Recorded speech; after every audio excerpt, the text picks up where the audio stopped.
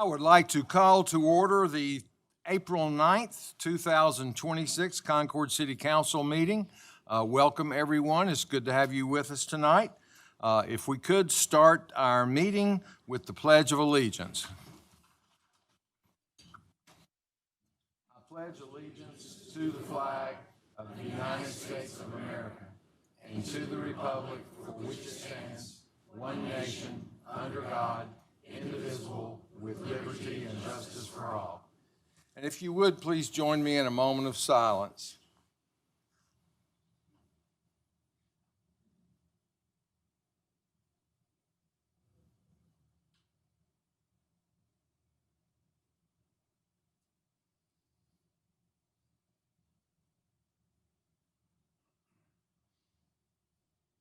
Thank you. Okay, next up is the approval of our minutes from the March 10th, March 12th, and March 24th meeting. I think you've all received copies of that. Do I hear a motion to approve, or are there any corrections? Move for approval, Mayor. I'll second it, Mayor. Okay, we have a motion and a second. Any discussion? All in favor, please say aye. All opposed, no. That was one no from Terry Crawford.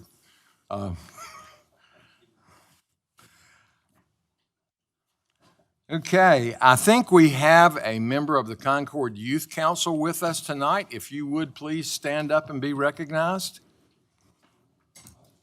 We have several. We have four. Welcome. Do any of you have any comments you'd like to make tonight before we start? We have a microphone over there for you if you do. If you could just tell us your name and your school. My name is Allie Brown, and I go to Cabarrus Early College of Technology. My name is Owen Taylor, and I go to Cox Mill. My name's Isaac Taylor. I go to Canton School. Hi, my name's Sydney Strickland, and I go to Cox Mill High School. Oh, hi. My name's Rithunia, and I go to Cox Mill High. Welcome. We're glad to have you with us tonight. We appreciate you participating in the program, and we hope you'll be back to attend a meeting again. Next, we have several presentations, and I will come down front to do those. Thank you.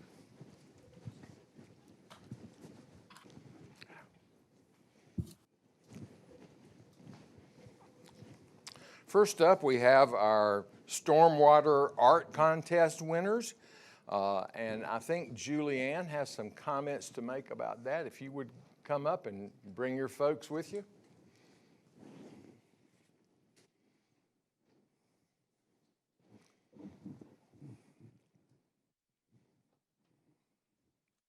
Good evening, everybody. My name, again, is Julianne Chavez, and I'm the Sustainability Coordinator here for the City of Concord. Each year, this is year 3 of our Stormwater Art Contest, and the contest is really to raise awareness for pollution prevention, stormwater pollution prevention. And so not only is it an art contest, but it also helps the participants to tell us about why they think this is important and ways that they can protect our environment. So these were our 2 winners. We have an elementary winner, Bhavya, and then our middle school winner, Ashna, on this side. We're really happy. Ashna, this is your 3rd time entering or second? Second year. So she got 2nd place last year? 3rd place last year, so she's moved up. Now she's at 1st place this year. So we're really happy for them. Great, thank you. And we have this certificate for you, Bhavya. Thank you. You're welcome.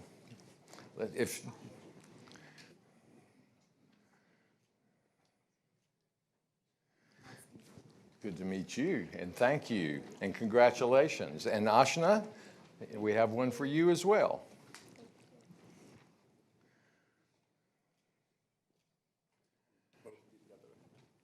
Yeah, come.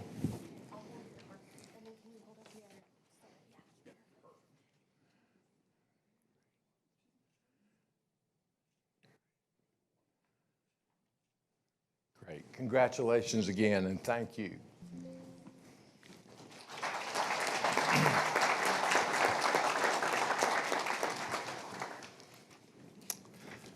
Our next recognition is for the North Carolina Main Street Award.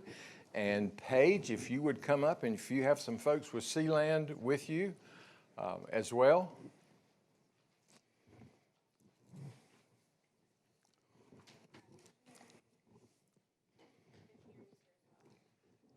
Great.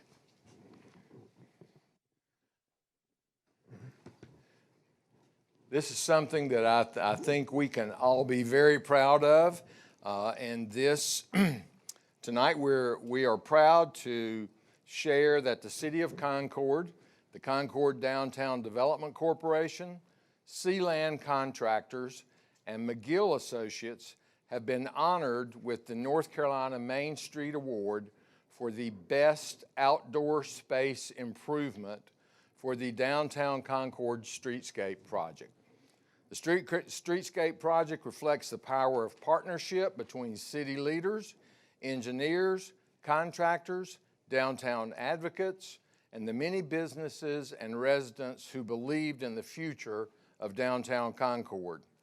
This award recognizes the bold decision by City Council and city leadership to bring the vision of a vibrant, walkable destination to life. The completed project prioritizes people, strengthens local businesses, and provides sustainable infrastructure within our historic downtown. The project continues to serve as a catalyst for new investment, new businesses, and renewed energy throughout the district.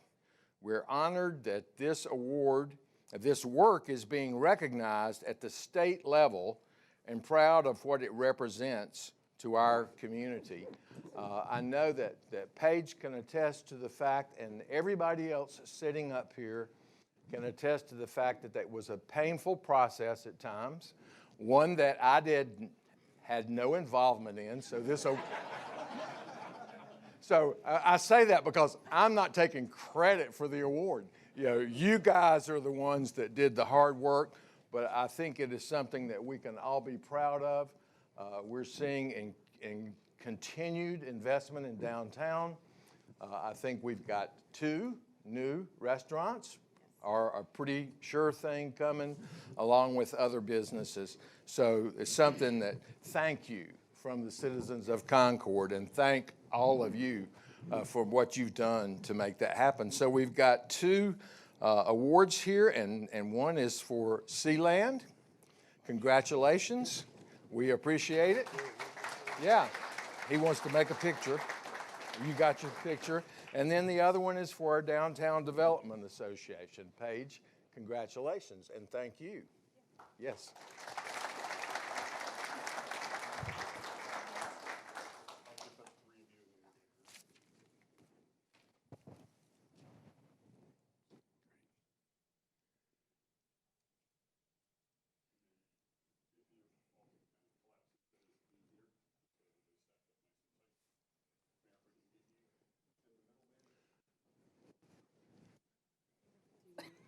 We're going. Great.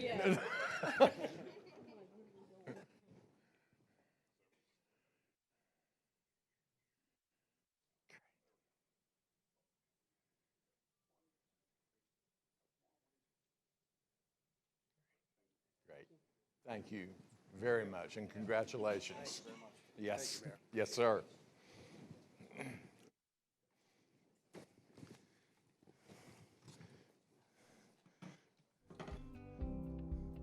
Okay, our next presentation is the 2026 Carolina Recycling Association Recycler of the Year, and I think, do we have a video to go with that? Robin, if you would come forward, and whoever you would like to join you. Do what? Oh, okay. So did we have a Main Street video that we missed? Could we play that now? I apologize. Downtown Concord's Streetscape project was designed with a bold goal: to reimagine their historic center city as a vibrant, walkable, and economically resilient destination. And today, Downtown Concord celebrates not just the completion of a construction project, but the realization of a community-driven vision that puts people first. By prioritizing pedestrians over cars, the Streetscape project created a safer, more inclusive environment, featuring 22-foot wide sidewalks and ADA-accessible parking. It revitalized the streetscape with brick pavers, street trees, smart lighting, and public art, encouraging outdoor activity and community connection.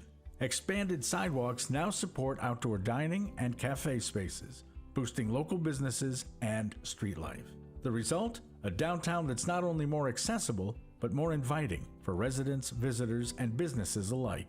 But the impact goes far beyond aesthetics. This project has been a catalyst for economic growth, sparking over $200 million in public and private investment. Since construction began, more than 320 new residential units have been added downtown, and remarkably, 14 new businesses opened during construction, a testament to the confidence and momentum this project inspired. Since project completion, 26 more businesses have opened, with additional businesses on the way. The streetscape has also breathed new life into historic buildings, with over 20 facade improvements and a surge in demand for revitalization grants. One standout success is the District Exchange, a beautifully restored historic theater now home to 15 thriving businesses. And let's not forget the people. From the grand opening block party to the Concord International Festival, downtown has become a true gathering place, doubling daily foot traffic and drawing thousands to events that celebrate our community spirit. This success didn't happen by chance. It was built on collaboration, creative engagement, and a steadfast commitment to supporting downtown businesses every step of the way. From the interactive Living Streetscape demonstration in 2019 to weekly construction updates and merchant meetings, the City of Concord and the Concord Downtown Development Corporation led with transparency, innovation, and heart. Today, Union Street is more than a corridor. It's a destination, a place where history meets modern living, a place where people want to live, work, shop, and stay.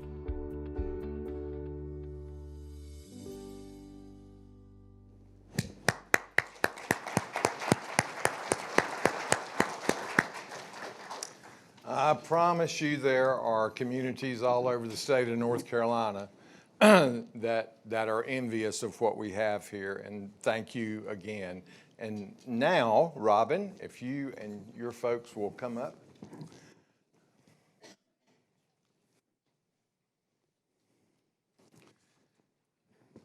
Great. Each year, the Carolina Recycling Association honors top performers that advance waste reduction and recycling in the Carolinas. The 2026 award recipients were honored at the annual conference in Myrtle Beach in March. Concord was one of 4 recipients to receive this honor and was nominated by the Outreach and Education Division of the North Carolina Department of Environmental Quality. The award was given to recognize significant program growth and impact in increasing recycling tonnage, diverting waste from the landfill, and lowering contamination rates. In the 2 years following bringing residential services in-house, recycling tonnage increased 58%. That's big. And the amount of waste sent to the landfill actually decreased from the year before, despite the growth in the city. This achievement was a team effort from engaged drivers, compliance, customer service, neighborhood liaisons, and departmental supervisors and managers utilizing technology, outreach, and targeted education to make an impact in our city. And folks, this is a really cool award. It is very heavy, but congratulations. And yeah, and I'll be happy to hold this while you make some comments. Are you taking pictures first? I just want to take a second to thank our team. As with a lot of ideas, an idea is just that until you have a wonderful group of people who put the work in, put the effort in. I've got a couple folks with me tonight I'll quickly introduce. But that is a team effort to, to make a difference. And our goal was to make a difference when we brought service in-house. The recycling was a challenge because there was a ton of contamination, literally. and a lot of compliance efforts, which we have Scott Wood here.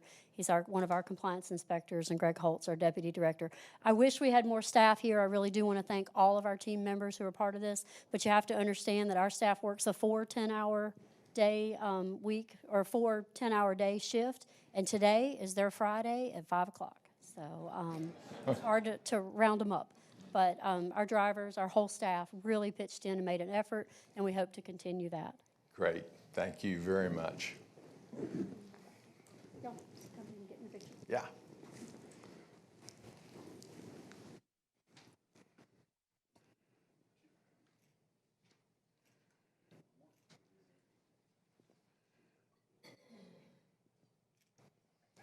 Great. Thank you. Thank you, and congratulations.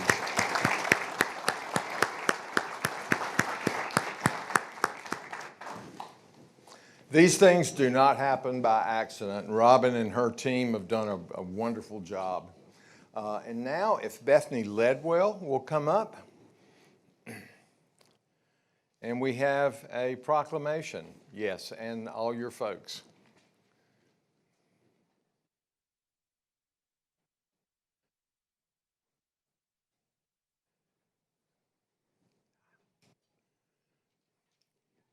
We have a proclamation for National Public Safety Telecommunications Week, which I will read now.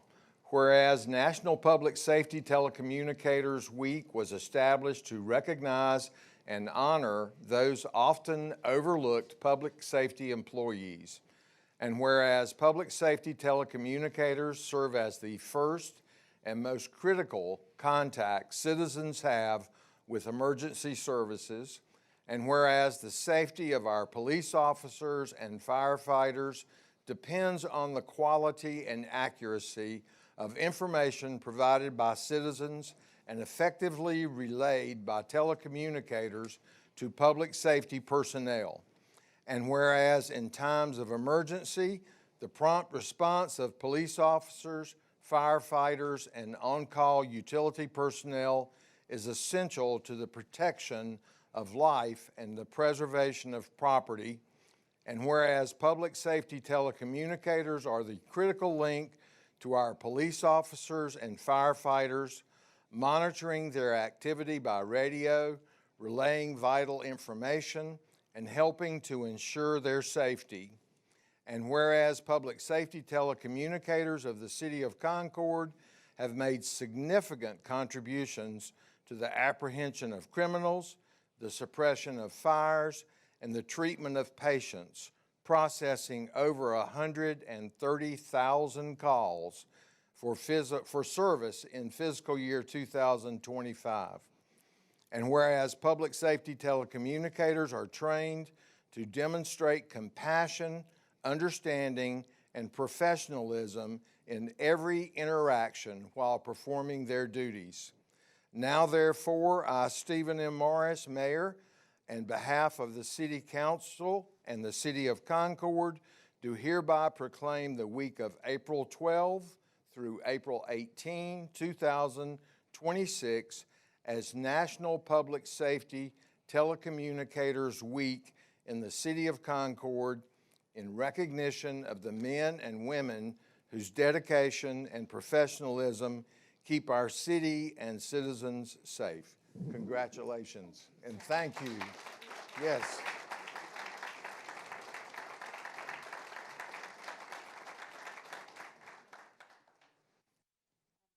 I want to say that Concord is blessed. We absolutely have some of the most dedicated and hardworking telecommunicators around, and National Public Safety Telecommunicator Week is just a great opportunity for us to say thank you and let them know how much we appreciate all of their hard work and dedication. Great. Thank you, and we appreciate what you do.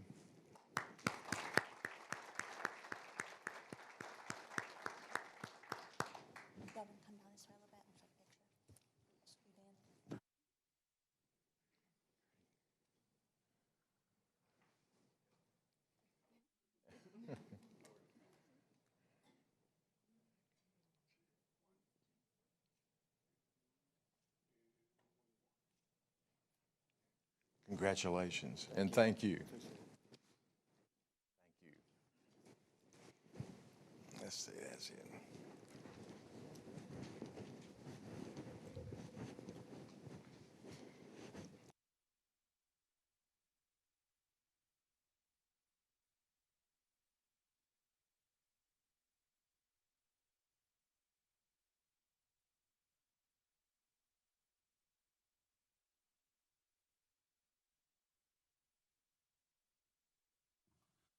We have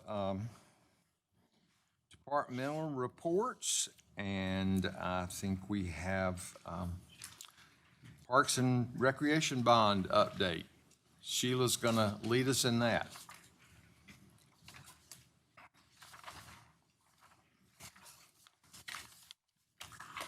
Good evening, Mayor, members of council, Mr. Payne, Mr. Teed, and Ms. Jenkins. I'll provide the bond update for April for you guys today. First, we do have an update to the financial information. The investment earnings did increase, which increased a little over $2 million for our funds available.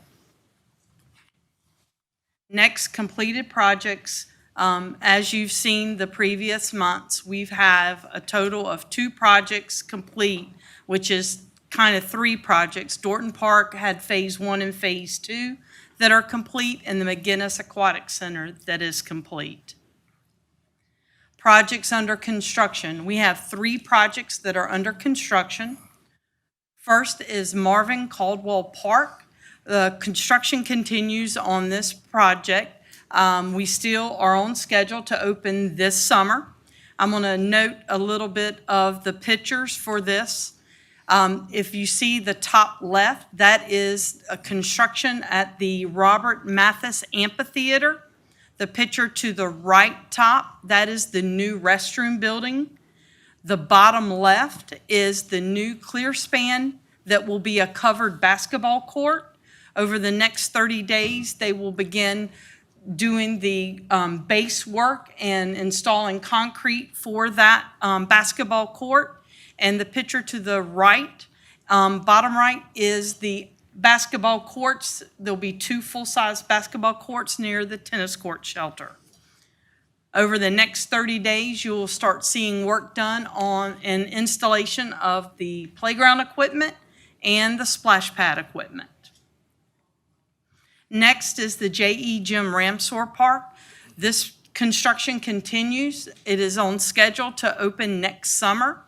The picture to the left is the boardwalk construction that's happening. That is also going to be the overlook over Clark Creek and the Clark Creek Greenway, and future connection to the Clark Creek Greenway that will run to Highland Creek and Allen Mills. The picture to the right and the bottom right, those are the retaining walls, and they continue with site development and site grading. Next is the Academy Gibson Athletic Fields. The turf field has been installed. You can see the new Concord logo that's in the center of the turf field, and you can see the box or the batting box for the diamond field. This project is on schedule. It's anticipated to open in September. Originally, it was October, but right now they are ahead of schedule, and we're looking at September.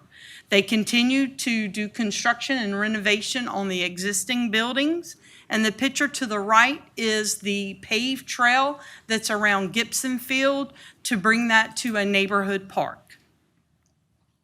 Our next project that is currently out to bid is the Dave Phillips Park.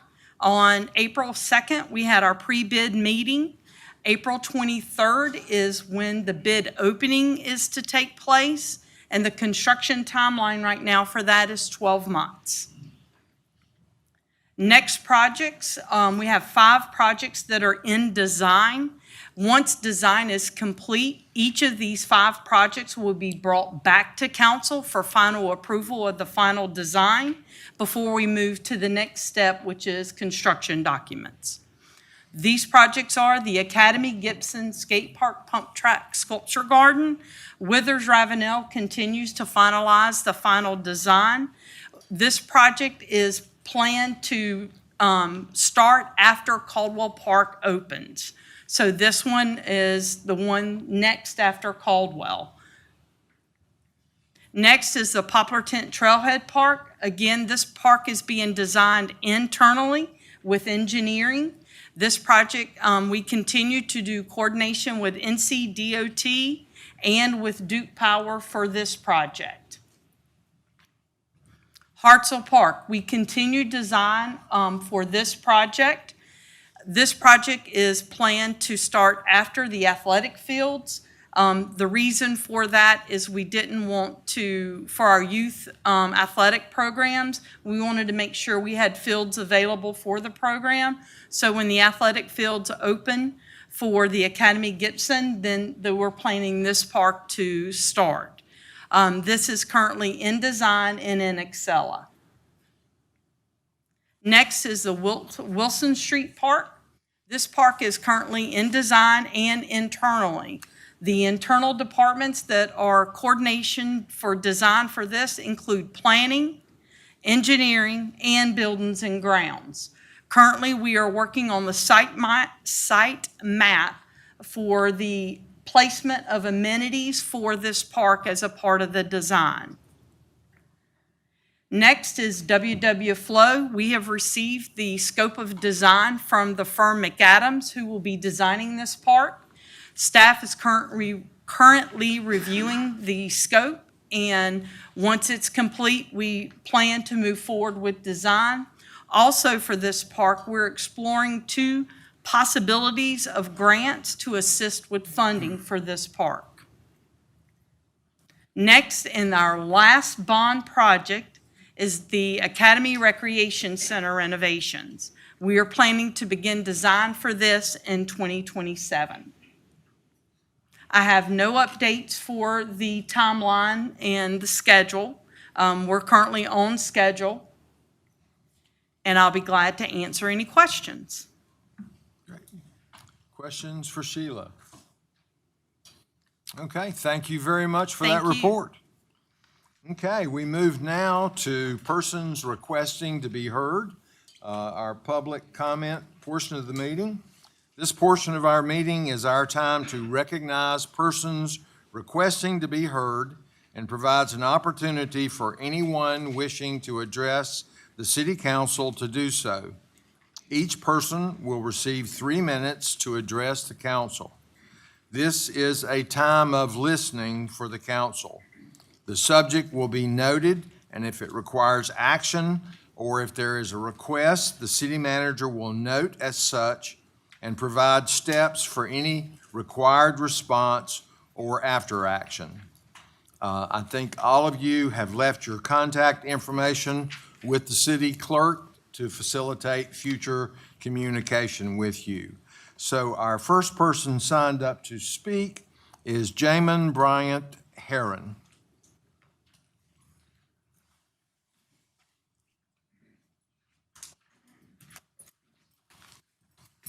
Love and peace and greetings, Mayor and City Council, Concord staff, and the greater Concord community. My name is Jamin Bryant Heron, Concord native and community organizer. I will be reading and presenting a community petition of growing concerns with ICE presence in our community and the threat of an ICE detention center here in Concord. I would like to present nearly 800 signatures we have for the board to review as well before our comment. Thank you.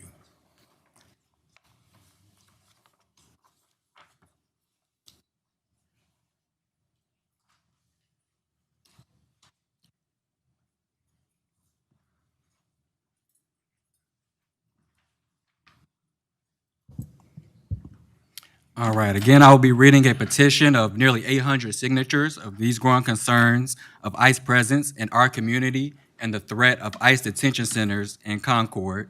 This petition is for Concord city officials to stand against ICE detention centers.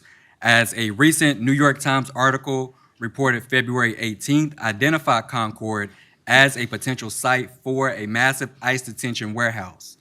Although the city of Concord has said it has not been formally contacted, and the owner of the warehouse linked to these reports has denied involvement, that does not remove the threat. The elimination of one specific site does not stop the federal government from pursuing other local properties.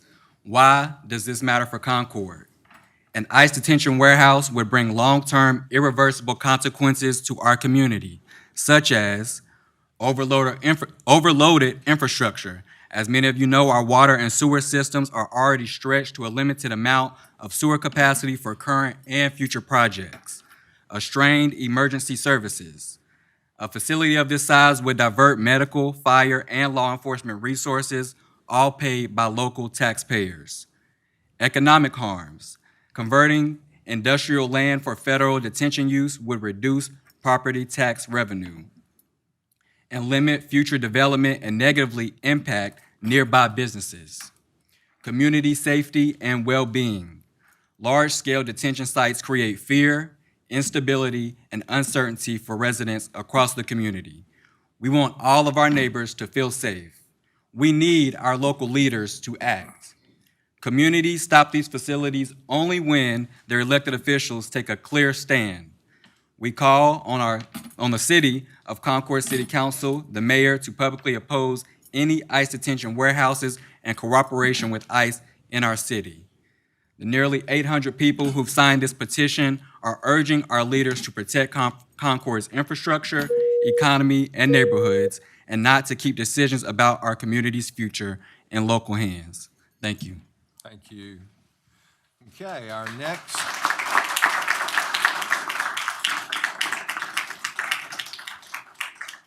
next speaker is Rebecca Hannah Patton.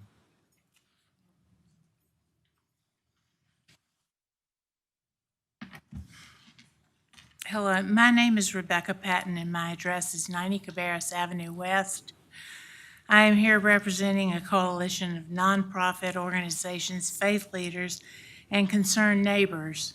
In February, the New York Times reported that Concord is being targeted by ICE for a 1,500-bed detention center. We have already seen one major developer, Crescent Properties, take a stand by refusing to sell.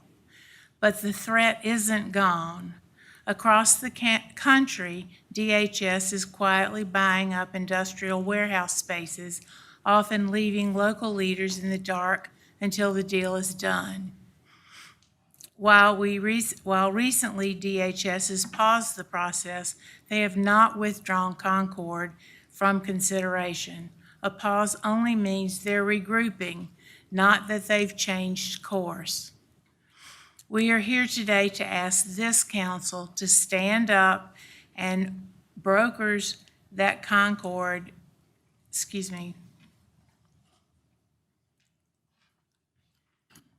We are here today to ask this council to stand up and pass a formal resolution, a clear message to DHS, owners, developers, and brokers that Concord is open for industry, not for human warehousing. An immigration detention center would be an economic drain. Our industrial corridors are tax-paying commerce and jobs. A federal facility is tax exempt. A 1,500-bed center is estimated to generate more than 187,000 gallons of wastewater a day. Based on the allocations that you will approve tonight, that represents 7.5 months of residential and commercial sewer project approvals. We would be sacrificing our infrastructure and our ability to attract future employers and taxpayers for a facility that pays zero in property taxes. Our fire, EMS, and police departments will be required to respond daily at taxpayer expense, and our local hospitals are already operating at capacity with long ER waits. Furthermore, industrial warehouses are built for freight, not for people. They lack the ventilation and fire suppression systems required for residential life. Finally, this is a matter of character. 73% of those who currently are in ICE detention have no criminal record. Turning Concord into a hub for human warehousing creates a climate of fear for our Hispanic neighbors, and inflicts permanent reputational damage on our city. Concord is a city of progress, commerce, and community. We urge you to pass a resolution standing against ICE detention centers here. Thank you. Thank you.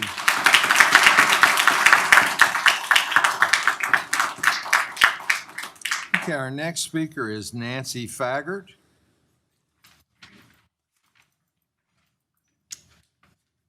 Mr. Mayor, council members, and staff members, my name is Nancy Freeze Faggart, and I welcome the opportunity to speak tonight. I figure the best way for me to educate myself about the issues facing our city is to come to the meetings and learn. I'm interested in knowing more about the Church Street Corridor Plan, but more importantly, I'm curious about the status of the establishment of an immigrant detention center in a warehouse in Concord. I commend Department of Homeland Security Secretary Mark Wayne Mullen for visiting Asheville this week to assess the Hurricane Helene cleanup and determine further needs. It shows his openness to study and review the cleanup progress and work with city leaders. Secretary Mullen has also issued a temporary pause on warehouse purchases in order to review previous contracts and budgetary overspending. This is not a change in policy, but simply an internal review. So there is still cause for concern for the detention center. I would like for City Council to formally encourage Secretary Mullen to completely change the direction of the immigration enforcement and detention policy. It is important for our local leaders to push back on the warehouse issue. I support immigration enforcement, but I hope that Secretary Mullen honors the commitment he made during his confirmation hearing to work with community leaders in resolving issues. I worry that a warehouse presents safety problems. Our fire departments, EMS, police would be overly stressed. Our local hospital is already at capacity. I surely do not want another 75-year-old heart patient to die in a detention center as happened in Florida. Also, a 1,500-bed facility would strain already overburdened water, sewer, and electrical capacity. In conclusion, I oppose the heartless treatment of warehousing people in inhumane, overcrowded facilities. It's similar to the unjustified internment of Japanese, German, and Italian Americans during World War II. It's a nasty pattern, and we are better than this. All people have human dignity. Please prepare a formal resolution to oppose the establishment of an immigrant detention center in Concord. In everything, do to others as you would have them do to you. Thank you. Great. Thank you.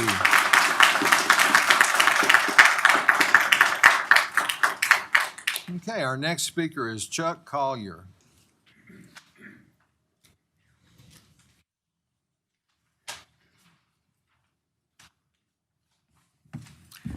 Good evening, Mr. Mayor, council members, and esteemed guests. My name is Chuck Collier, a proud citizen of Concord.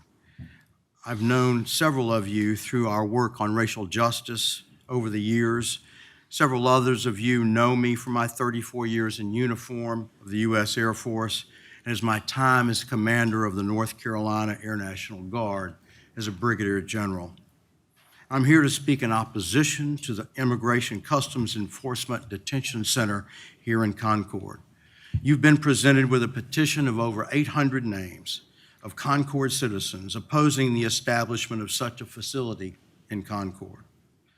We are here to seek an official statement from the City Council or a resolution opposing an ICE detention center in our city. We know that while DHS Secretary Mark Wayne Mullen has issued a temporary pause on warehouse purchases to review previous contracts, we know too that this is not a cancellation of the plan. DHS officials have clarified that this hold is due to budgetary overspending, budgetary constraints, and internal reviews, not a change in policy. Concord remains a target.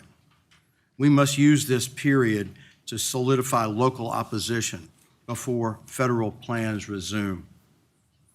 Even if specific developers like Crescent Properties decline to sell, DHS continues to scout other warehouses and sites in Concord. A pause is a regrouping period, not a change of heart. A 1,500-bed facility would strain our water, sewer, and electrical capacity, stalling future commercial development.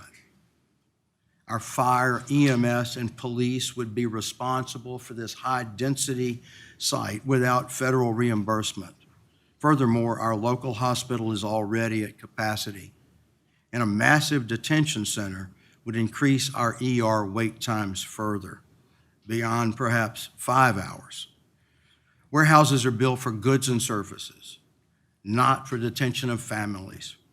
These facilities have documented histories of neglect and do not align with Concord's history, with Concord's standards of safety and human dignity and our values.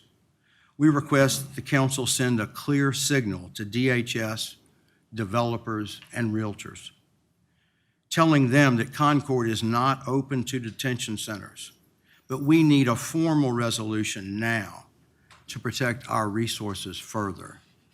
Thank you.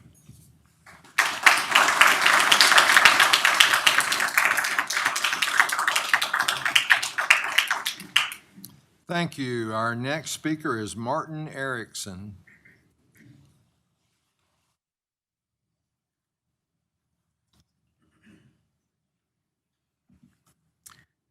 Good evening, Mr. Mayor, council members, and staff of the City of Concord. Thank you for this opportunity to speak. I am Martin Erickson, a Concord resident since 1980. I understand that you may have limited input as to the siting of any ICE detention center, but I ask you to note the evident concerns of your citizens. A warehouse is not an appropriate detention center, and our community needs no such facility. I ask that you work to prevent opening of such a center, either through collective or individual action. Thank you for your attention.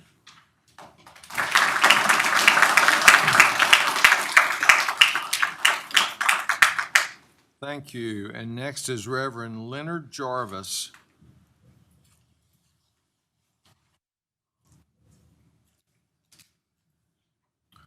Good evening to this august body of mayor, council members, and your staff. I'm here as Leonard Jarvis to speak against opening a ICE detention center. I moved here in 2016, and I moved here not only because of the fact that our daughter had moved here from New York, but also the image of Concord. So what I'm presenting to you tonight is this. You are spending millions of dollars to make Concord the place for respectable and a living people.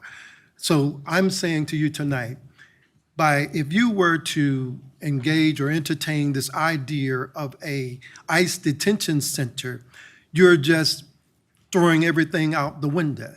You are taking 2 steps backwards when it comes to improving the image and the brand of Concord.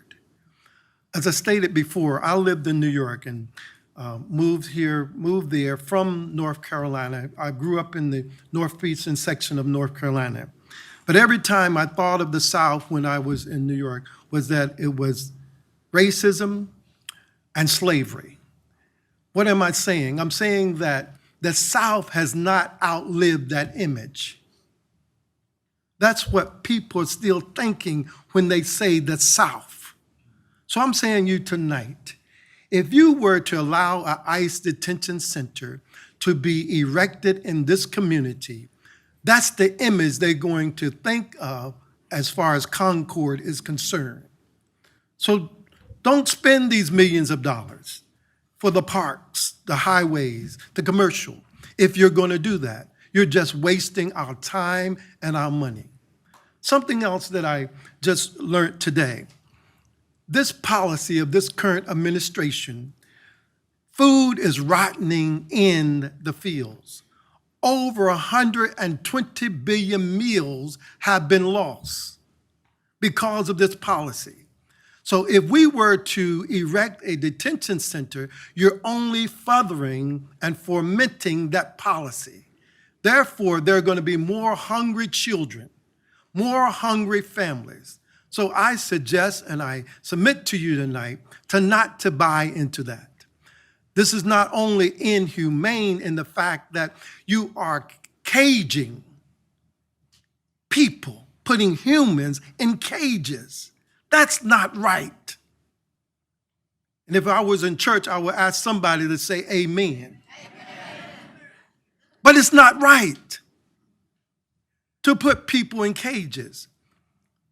Slavery was where we, as my forefathers, were put in cages and shackled. If it wasn't right then, it's not right now. So what do I say to you tonight?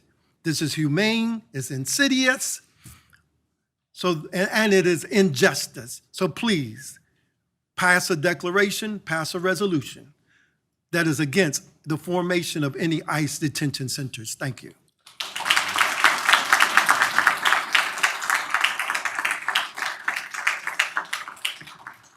Next is Kim Biondi.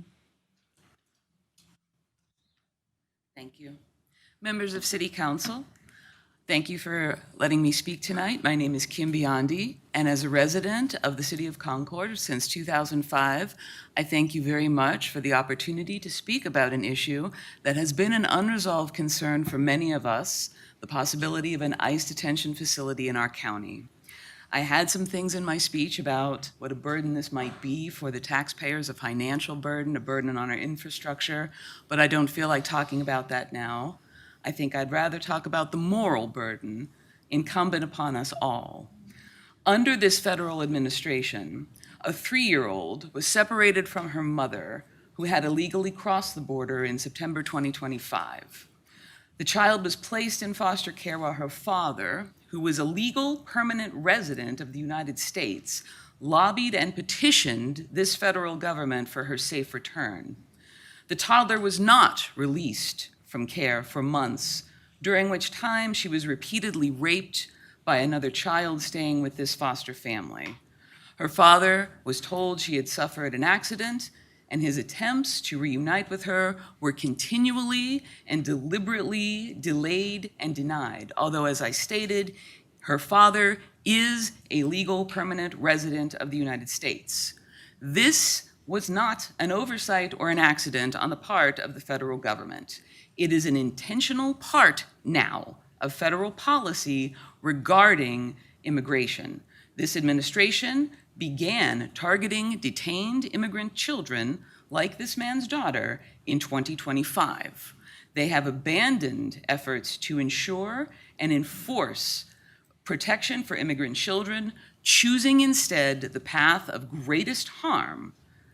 I suppose they are hoping to deter immigrants from coming to our country at all, and that is not the America that I grew up in. This, above all, is why we must not allow a detention center to come to Concord. We cannot trust what the federal government now allows under their policies, and we cannot let their amoral behavior affect our conduct as a community. We come today to ask you to do the right thing and oppose this facility and the presence of ICE in our community, doing what you can to protect your citizens and the residents of Concord. Thank you.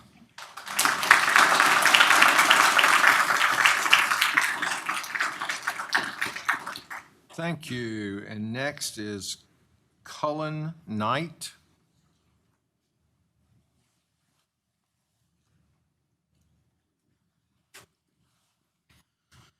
Hello.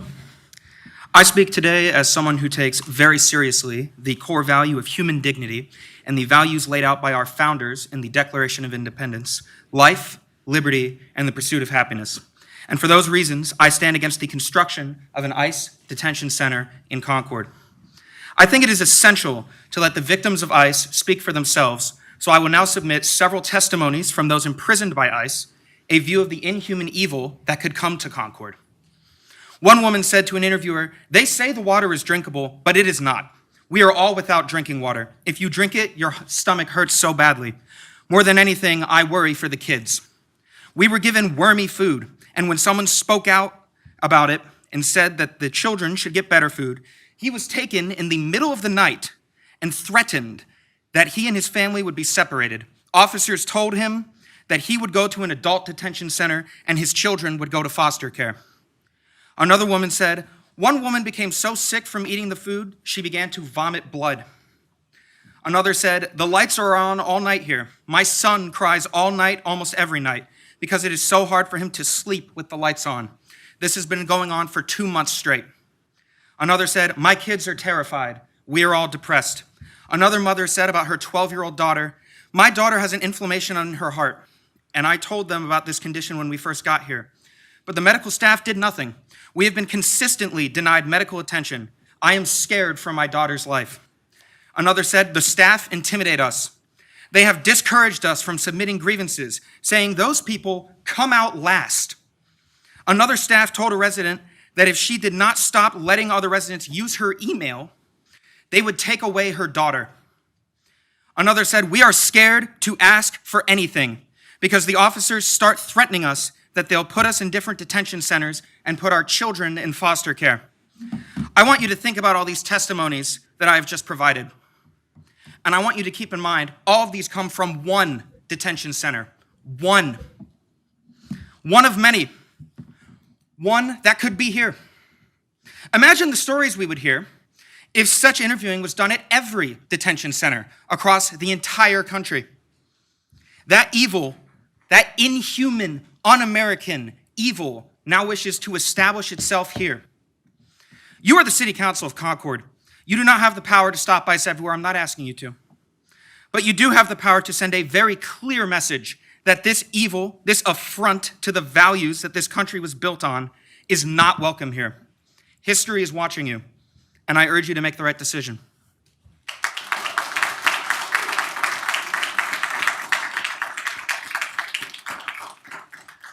Thank you. Next is Jamel Ware.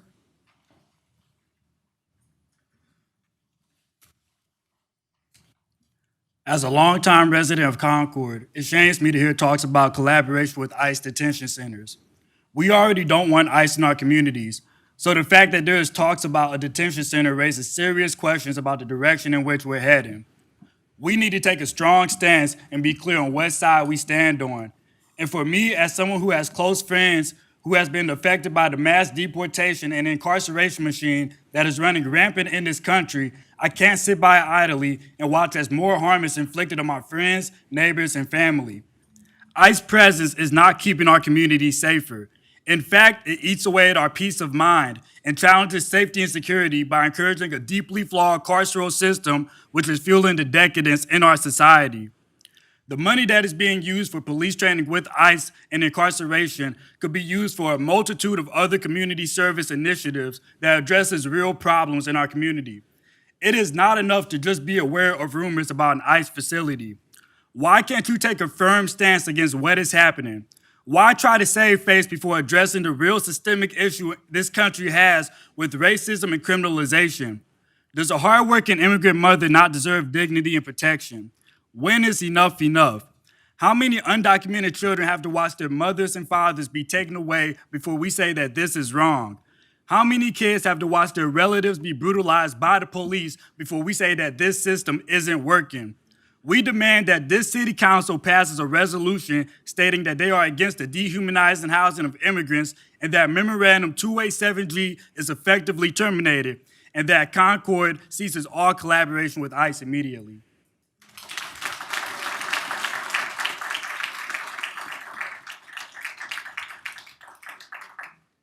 Okay, thank you. Next is Eder Toledo.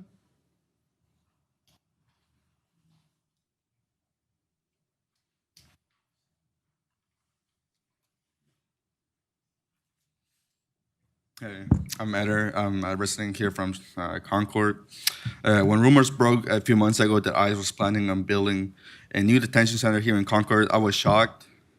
As a child of immigrants, I have seen firsthand the impacts of ICER in our communities. For years, we have heard the stories inside of these detention centers of inhumane conditions, of people's friends and family being denied access of water and food. Just earlier this year, a story came out of a woman that was raped for months inside of an ICE facility. We cannot allow these facilities to be built here in Concord. Concord must take a firm stance against ICE detention centers, and they should pass a resolution standing firmly against the building of ICE detention centers. We should also terminate the 287G program to completely abolish all collaboration with ICE and police training. The money that's being spent on this ICE, on police and ICE training could be better spent on schools, roads, and meeting the people's needs. Thank you.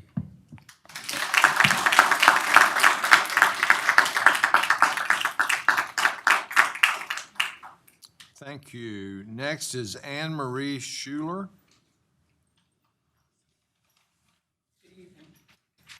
Mr. Mayor, members of council, staff, my name's Anne Marie Schuler.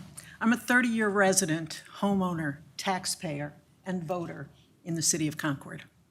I wasn't born here, but we got here as fast as we could. Concord, you stole my thunder with the proclamations earlier, because I came prepared to talk a September 2025 article in Southern Living magazine that touted Concord not as a bedroom community of Charlotte, but as a destination city. It spoke about a historic downtown, a vibrant art scene, major destinations like the Depot at Gibson Mill, features of our homes along Union Street, family-friendly attractions, and that we'd become a non-beach destination during spring break. That's pretty impressive. The city of Concord has about 113 residents, I think, 60% white. The other 40% are Black and Hispanic. That's pretty significant. We talked about the $60 million bond issue for our parks and recreation, and all of that is fabulous. I'd like you to come with me now to Portland, Oregon. Prior to 2025, Portland, Oregon was thought of as a quirky, creative, free-spirited community. The most it was known for was its Japanese gardens and its international rose test gardens. I would defy you to pick up a magazine or a newspaper and look up Portland, Oregon today and find anything about those wonderful aspects of that city. You can't find it. You will read about ICE, CBP. You will read about 24/7 protest since June the 4th of 2025. You will read about non-lethal weaponry that has cost a young man his sight. You will read about gas being deployed.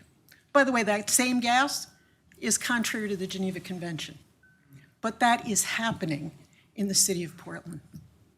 You all are our stewards. You are the protector of our quality of life. You are the protector of the virtues of this community. And frankly, you are all of our employees.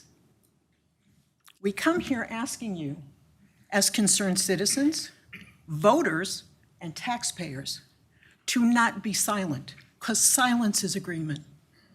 We ask you to be vocal. We ask you to oppose any suggestion that ICE detention centers are in any way under consideration here, and they are certainly not welcome. Thank you.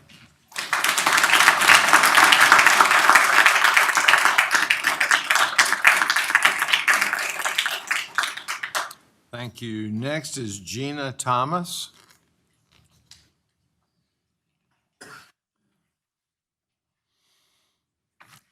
Good evening, Mayor and Council. Thank you for pronouncing my name right. That doesn't normally happen.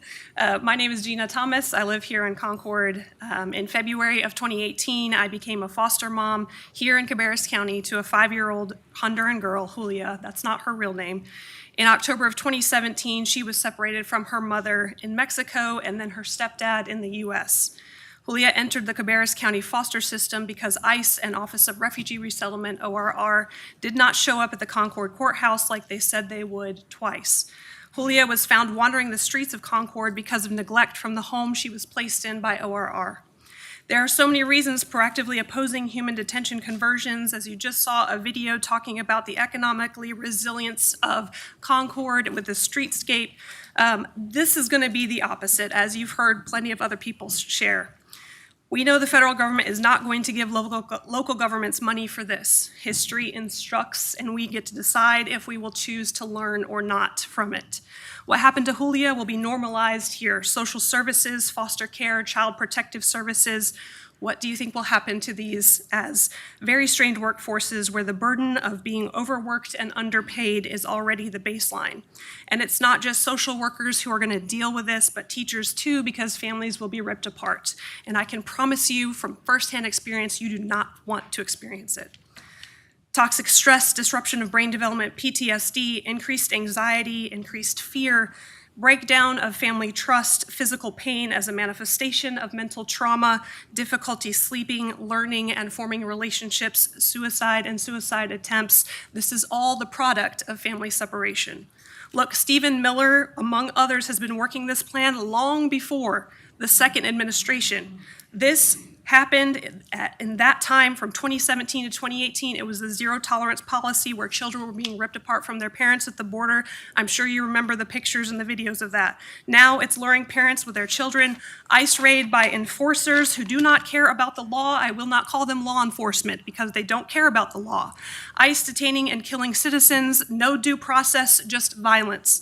Families being ripped apart, again, not knowing where loved ones are located. This administration is sneaky and tricky. So you might blink before you even realize that ICE is here in Concord. In 2018, Cabarrus County social workers and my family showed up for Julia. We got to see her reunited in Honduras with her mother. The story was featured in national news outlets. Now, 8 years later, this time I'm showing up with a huge group of neighbors from high school to retirement, as you will see. We will protest downtown, we will protest in front of warehouses, in front of the mall, and anywhere else that we can. We've been on the Rachel Maddow show for our pop-ups and our No Kings events, and we'll keep showing up there. We're not showing up because we want to be famous, I promise you, but because this is not who we are as North Carolinians. This is not who we are as Americans. This is un-American because we say so. Your constituents say so. Don't let Julia's story repeat itself here. Don't let Cabarrus County be known as the detention center city, because once the center moves in, that is what it will be known for generations to come. None of us want that future. Take proactive steps, make a public statement, a formal resolution against this, and promise us that if you hear of any activity happening, you will let us know. Thank you.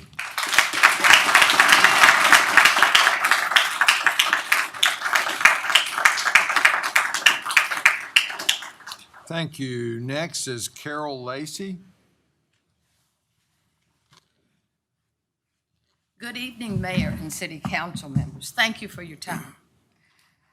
I am here to speak in favor of Concord, North Carolina officials standing against ICE detention centers. A facility like this would increase our population by approximately 1,500 people. This would increase the demands for water, sewer, trash, and all of our services. Approximately 1,500 people would add at least 30,000 gallons of water per day to our water usage, 112,000 gallons to our sewage, and 7,350 pounds per day to our landfill. Do our current facilities, are they capable of doing this? That's every day, not for a year. The answer is no. Increase in our infrastructure cannot be solved in a day or even a year. It takes money and it takes time. And the cost of this upgrade would fall on the constituents because the U.S. government does not pay city's tax or state tax. There would be no revenue to the city to take care of this. I know that you don't want to run next year on raising taxes to support this project. So I suggest that you vote against the ICE detention centers in Concord. Thank you. Thank you.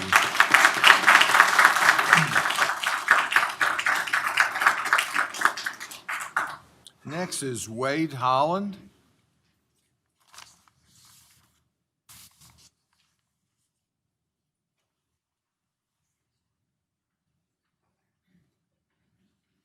Good evening. Mr. Mayor, Council, thank you for the opportunity to speak with you. This will be short. The City of Concord has a long, rich, and storied history. It's extremely close to one of the most vibrant and growing cities in the Southeast. It's now known as a great place to raise a family. That was pointed up tonight by the awards that we saw given out here this evening. We have a citizenry who've worked extremely hard to get to a place that has those attributes. They enjoy them, they deserve them. I would hate to see those citizens and this city lose those titles, for lack of a better term, because of a poorly conceived and even more poorly executed plan and policy of a government that really does not care. We ask you to put forth this resolution, sign it, and make sure that the people of Concord are heard. Thank you. Thank you.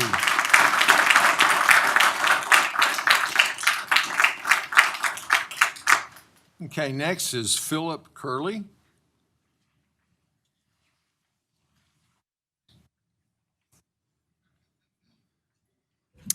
Concerned resident. I live on Franklin Avenue, Northwest. In February 2026, our community was blindsided by a journalist report that a Concord warehouse was listed as a location for an ICE detention center. While the details of that report did not come to fruition here, it did for other communities across the country, and it has angered their residents, exploited their public resources, and undermined their sense of safety. There's no guarantee that Concord won't be considered again. Instead of acting on the back foot in the aftermath of another report, the city should proactively discourage and dissuade future ICE detention centers before it happens here. I understand the city may not feel responsible for private transactions of land and property.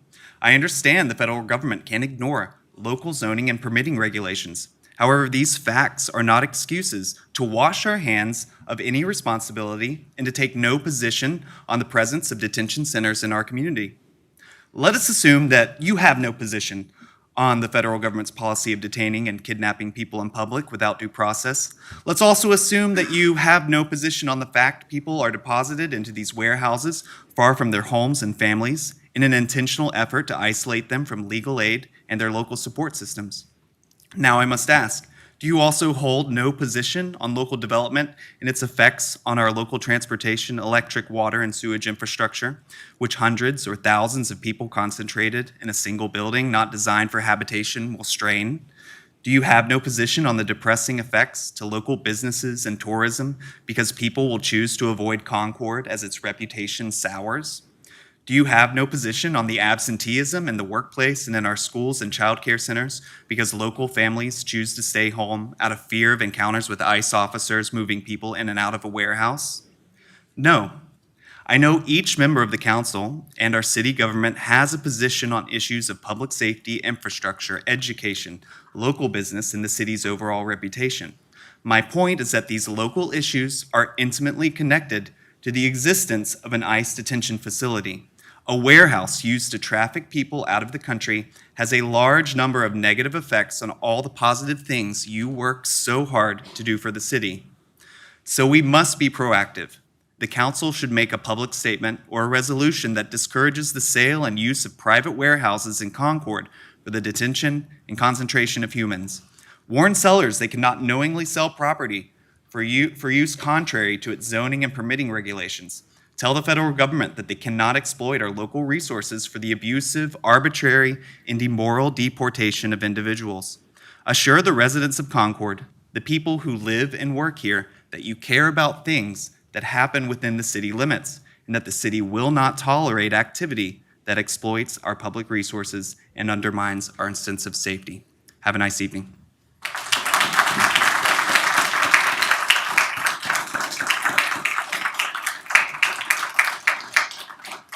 Thank you. Next is Thomas Monks.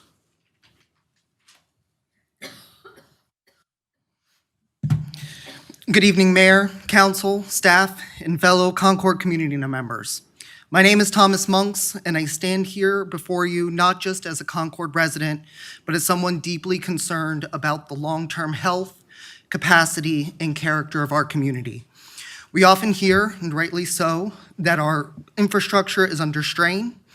We've had ongoing discussions about the limits of our water and sewer systems, about growth outpacing capacity, and about the careful balance required to sustain what we already have. So I ask you, how can we responsibly consider absorbing a 1,500-bed detention facility into that already stretched system? This is not a minor addition. It's a massive, permanent demand on resources we've already acknowledged are finite. But beyond infrastructure, there's a deeper issue, one that really stands to our moral compass as a community. The proposed site is a commercial warehouse designed for the movement of goods, not the dignity and care of human beings. A space built for storage and distribution cannot simply be repurposed into a place of confinement without raising serious moral and practical concerns. People are not cargo, and they should not be treated as such. I urge you to take a clear stand, pass a resolution, protect our infrastructure, uphold our values, and send a message that Concord plans thoughtfully, acts responsibly, and never loses sight of its humanity. Thank you.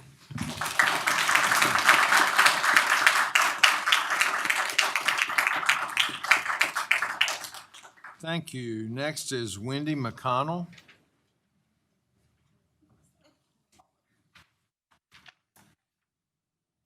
Good evening, council members and mayor. I would like to add to the voices that we hear tonight, who I'm so proud of, who are strongly urging each of you to wield every aspect of your influence as elected leaders to create decisive barriers to stop any ICE facility in the city of Concord. At our core, at our foundation, we are all human. And we pride ourselves as being good humans. Part of being a good person is that we do good by each other. I am sure you all do this yourselves in many, many ways. But you also have the privilege and responsibility of creating equitable policies that enhance our lives in the city of Concord. So sometimes there are policies outside of your control that strike a blow to our humanity. Policies you may have had nothing to do with, but you know it rips at the heart of our humanity. Even as you watch it deeply impact the lives of Concord residents, you might say, I never wanted that for our people. When I see our Latino brothers and sisters suffer, I mean suffer, families ripped apart, hunted. We have a history of hunting brown and black people in this nation, and that includes City of Concord. Our history lives with us today. We are stripping the stability, the safety, and dignity from humans. We may not be doing it ourselves, but policies are happening right now under our watch. And it's in this moment that we are called to survey ourselves, both individually and collectively in our groups, to determine what power do we hold. Let us invest, each of us, in finding what we can do about this and how we can act on it. The most strategic of us don't spend much time dwelling on what we cannot do, but rather use it as a tool to figure out what we can do. At the minimum, we ask that you use your influence to send out a loud and decisive message to all who will hear it in whatever way you have at your disposal and resources, to say that the City of Concord stands by and stands up for her people, to say that the City of Concord believes in safety, stability, and dignity of all families, to proclaim that we do not hunt like prey or discard or throw away good people, because when we do this, we do it to ourselves. Create a resolution to keep ICE detention facilities out of City of Concord, and constantly oppose and strike down any policy that dehumanizes any of our residents. Thank you so much.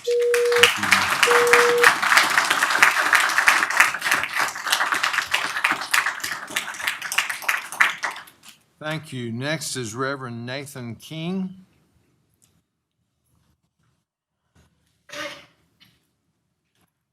Good evening, Mayor and City Council members. Thank you for allowing me time to speak tonight. I'm a long-haired pastor of a church about 2.5 blocks from here. 3 minutes. Now, I'm a preacher, Andy. Last time I got less than 3 minutes to speak, all I could do was a 1-minute stand-up comic routine at a church in Charlotte. And I had the whole congregation rolling in the aisles with laughter. But that's not going to happen tonight, because I'm here to talk about trying to keep detention centers out of Concord. And that's no laughing matter. In fact, it's deadly serious. Now, I want to applaud you, first of all. I love the visuals tonight already. All the parks and rec development that Concord is doing is awesome. The awards that have been given, the recycling and increasing the recycling, reducing waste, thank you. That's applaudable. That's a great community. The downtown development with People First is incredible. Thank you. And as a pastor, it's always good for a pastor, pastors love it, when the congregation does the sermon. And this congregation has already given it, so I don't need to reiterate what they've said. They've already explained out and told you the ethical and moral and religious and spiritual and psychological and environmental and economic impact such a facility would have on this community. And so I only rise to echo what they've said, to say amen again and again and again, and to ask you to please do the right thing and adopt a resolution, make a public statement, discouraging keeping out, framing it however it needs to be framed so that the property here cannot be used for such an inhumane facility.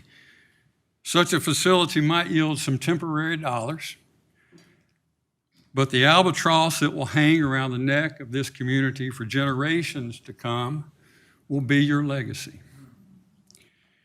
The blight on this community will be eternal. So do the right thing. Work to keep it out. Thank you.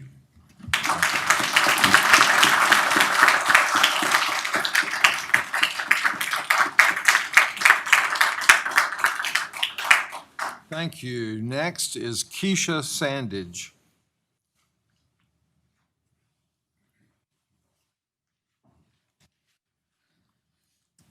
Good evening, everybody. I don't come tonight to talk about ICE detention centers, but I do want to say that I stand in solidarity with everyone that has spoken tonight.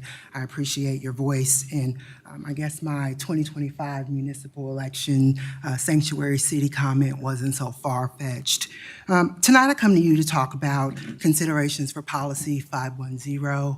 I've been here several times. I've since emailed many of you, or all of you individually. I've gotten some responses back. I thank you for your responses, and if I understand correctly, this policy will be up for discussion, but I have yet to see it on the agenda. So I just want you to consider a few things as you speak about this policy when it comes in front of you.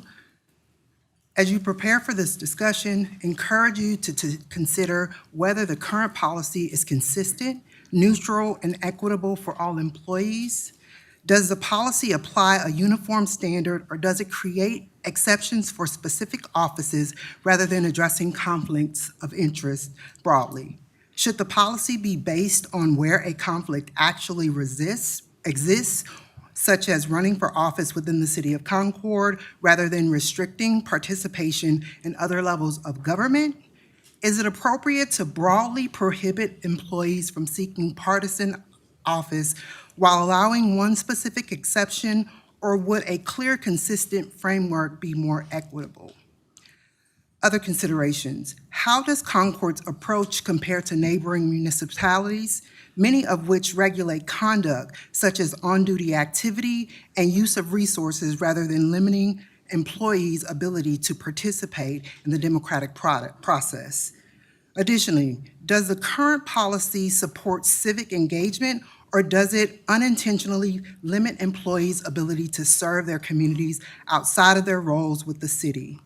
As you evaluate this policy, I ask that you consider whether a more neutral, consistent approach, one that protects against real conflicts of interest while treating all employees equally, would better align with the city's values, which we've spoken about in great detail tonight. When policies treat similar situations differently, it raises questions of fairness. I ask that you move forward toward a clear, consistent standard, one that applies equally across to everyone. And lastly, I want to say this. I've been here since 1996. I came here to attend Barbara Scotia College. Concord has become home for me. I decided to raise a family here across many other municipalities that I had the experience of working in. I love Concord. I know Concord has the ability to continue to do great things. When you think about the people that work for Concord, they are what makes Concord the place that everybody in this building wants to live in. So when we think about policies, we have to make sure those policies are equitable for all employees. And that's what you need to think about when you think about or talk about this policy. Thank you all.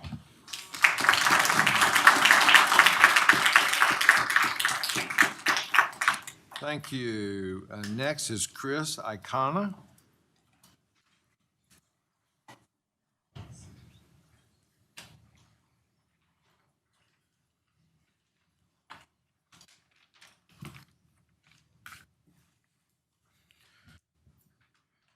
Good evening, Mayor Morris and members of the council. My name is Chris Icona, and I am a graduating senior at Central Cabarrus, a local business owner. And I also worked with the superintendent to pass legislation when it came to ICE protection and just protection in general for our schools. I'm here tonight to talk about the long-term and strategic future of our city. See, for months, a looming shadow of fear and uncertainty has plagued a large part of our community, and I've seen that firsthand at every stage. It's a climate that threatens not only just our immigrant neighbors, and I'm speaking as an immigrant myself, but every facet of life in Cabarrus County and Concord. We've seen the development here, and as a business owner can tell you, that development means nothing if people are driven out by fear. If children have to live in constant uncertainty because their leadership cannot provide them with security.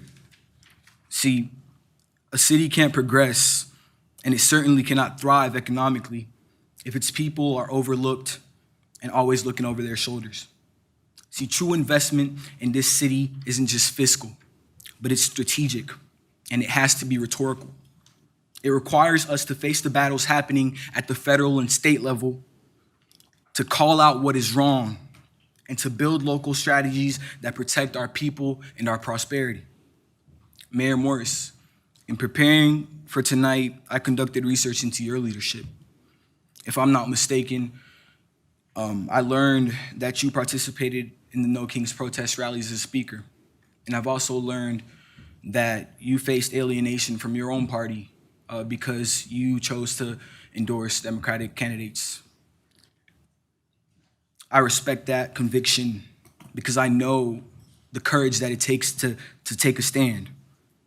But I also know the realities of governance. And I'm not asking you to go against the federal administration in totality. You can't throw our city up for collateral, but you can do more. This council can do more. You can help not just our immigrant community, but every community threatened by this current crisis by setting a rhetorical and strategic standard right here at home. We need you to use the power of this podium to explicitly declare that Cabarrus County and Concord stands against the fear and hatred that is dividing our communities, in classrooms, in the streets, and just our country as a whole.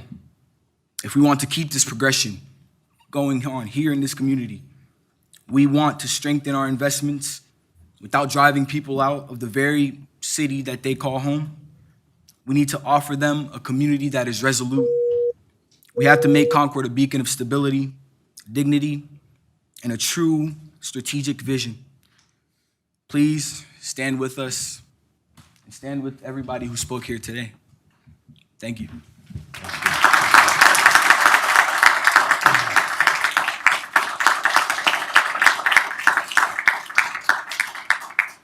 Thank you. Our next speaker is Noel Rhodes Scott.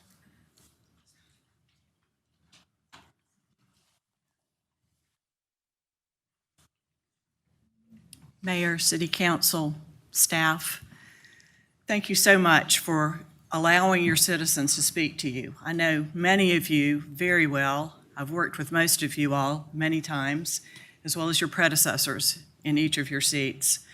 As the lucky director of the Cabarrus Arts Council from 2000 through 2021, I had a lot of experience working with the City of Concord.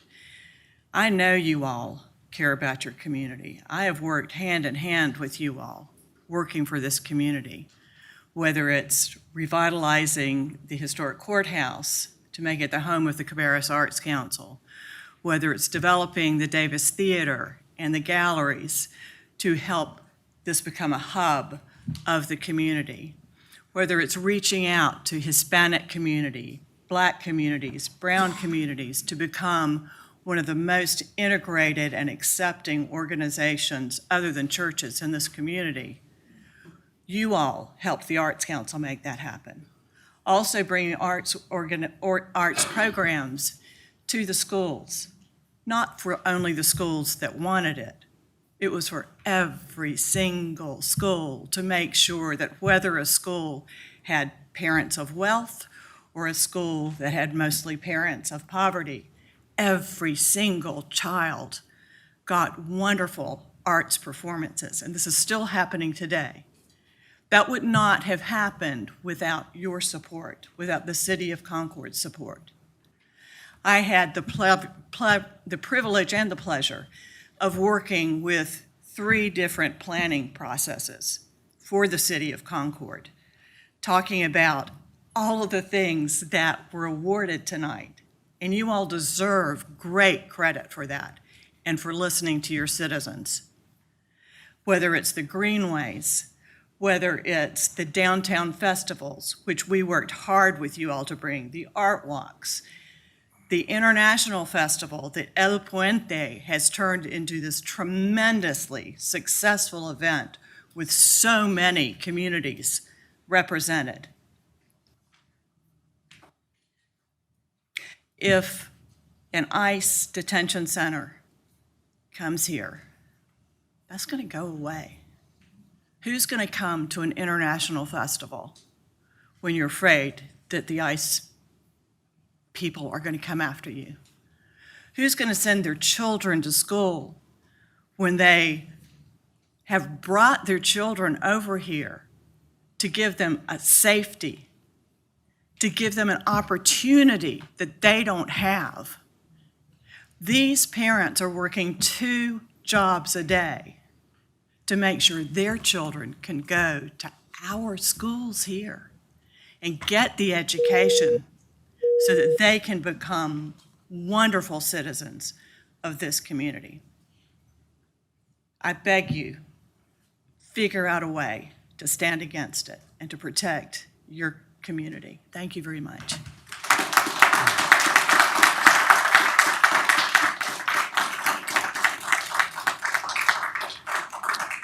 Thank you. Next is Edward Scott.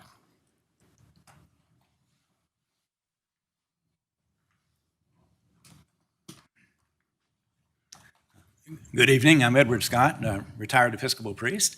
And Mr. Mayor and council and staff, thank you very much for all of us to allow us to speak tonight. Now, many people before me have spoken very eloquently. I thank you all. So I'm going to take a slightly different take. And I know you all are interested. So I just want to encourage you to do what you can, what is in your power to speak about what's going on. And these policies are really about cruelty. They're about cruelty and theatrics. What ICE is doing and DHS is doing is not so much about just managing immigration. There was a previous president who was known as the deporter-in-chief. But a significant difference between what he did was that due process was followed. People were not shipped off to countries other than their home country. I mean, the idea of sending somebody off to some place where they don't know the language, they don't know anything, that is just cruelty. So the cruelty needs to stop, and we can do whatever it is we can do to speak up is important. And hopefully people across the country are doing just that. I would shift just from training, one biblical story or two. One that's very, shall we say, famous. It's the story of Sodom and Gomorrah. Supposedly, some people think of that one as more about a particular sexual activity. That is not the problem. The crime in those two cities was inhospitality. We are told over and over again by our Creator to welcome the stranger, to look out for the stranger, because we were once strangers. Now's our chance. Thank you. Thank you. Thank you. Next is Scott Werner.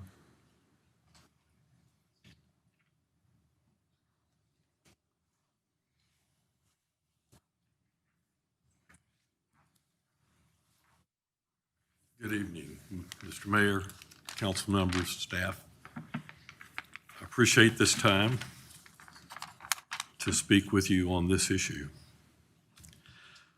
because I am here to speak about the proposed ICE detention center. Some of you may remember me. It's been a while now from my work as Cabarrus Bureau Chief for the Charlotte Observer. From 1986 to 2015 when I retired. My family moved to Cabarrus County in 1986. We have lived off of Weddington Road since 1997, have paid our taxes faithfully since then. We are less than 2 miles from the huge building that the federal government would use as the detention center that you've been hearing about all this evening. This detention center is for, apparently for immigrants that the government views as a threat. I have many concerns about this proposed center, but I'll stick to some that you folks have jurisdiction over: public services and taxes. As a retiree, I don't want this jail because it would be putting a heavy burden on the property tax money that I believe the city and the county have been using carefully to pay for extending water and sewer services to new developments, as well as police and fire protection and many other services. Allowing this detention center would be like dumping a new 1,500 resident housing development onto undeveloped land, and the folks who elected you would be asked to pay to develop that land. Are you prepared for the pressure that this will put on property taxpayers here and the resulting clamor from the public? We've seen such clamor before in Cabarrus County, and it was not healthy, and it resulted in people losing their offices. With a capacity said to be around 1,500 inmates, but I have to say, having been there, it looks much larger than that. And depending on how the federal government wants to treat it and how little regard it has for the immigrants that it chooses to incarcerate there, this could be much bigger than that. It's guaranteed to strain the city's water and sewer capacity, electric power, waste disposal, emergency medical services, among many other services that the city provides. It also would introduce new security concerns to the community. I don't want desperate inmates threatening our neighborhoods. This proposed detention center would strain police, fire, and emergency medical service that we all pay for, and it would put a heavy burden on our water and sewer lines and treatment capacity and extension capacity. Now, I know you guys just did some sewer capacity just last month, but let me go on. I heard the little bell. So I covered an amazing and fascinating growth of this place for years. That's why I came to take the job with the Observer, was to cover what I knew was going to be a rapidly growing county and to see whether we could tell the stories of that and possibly perhaps its editor in his columns could have a positive influence on what direction that took. And I'm glad to say that whatever direction it took and why ever it took it, it seems to have been a positive way of developing. But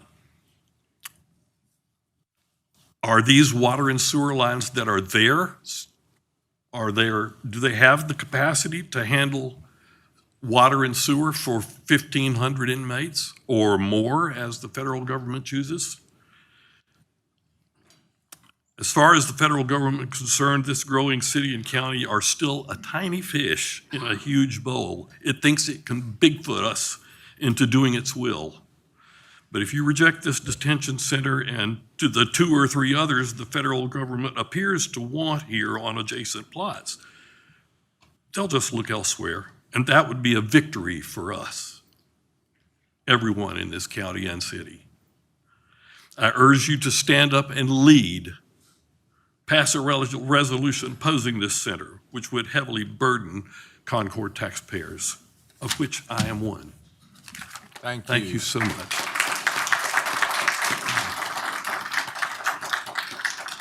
Okay, next is Richie Ramirez.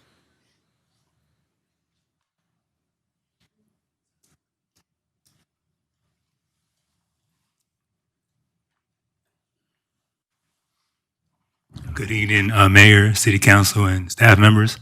I come today to speak on the detention center as well.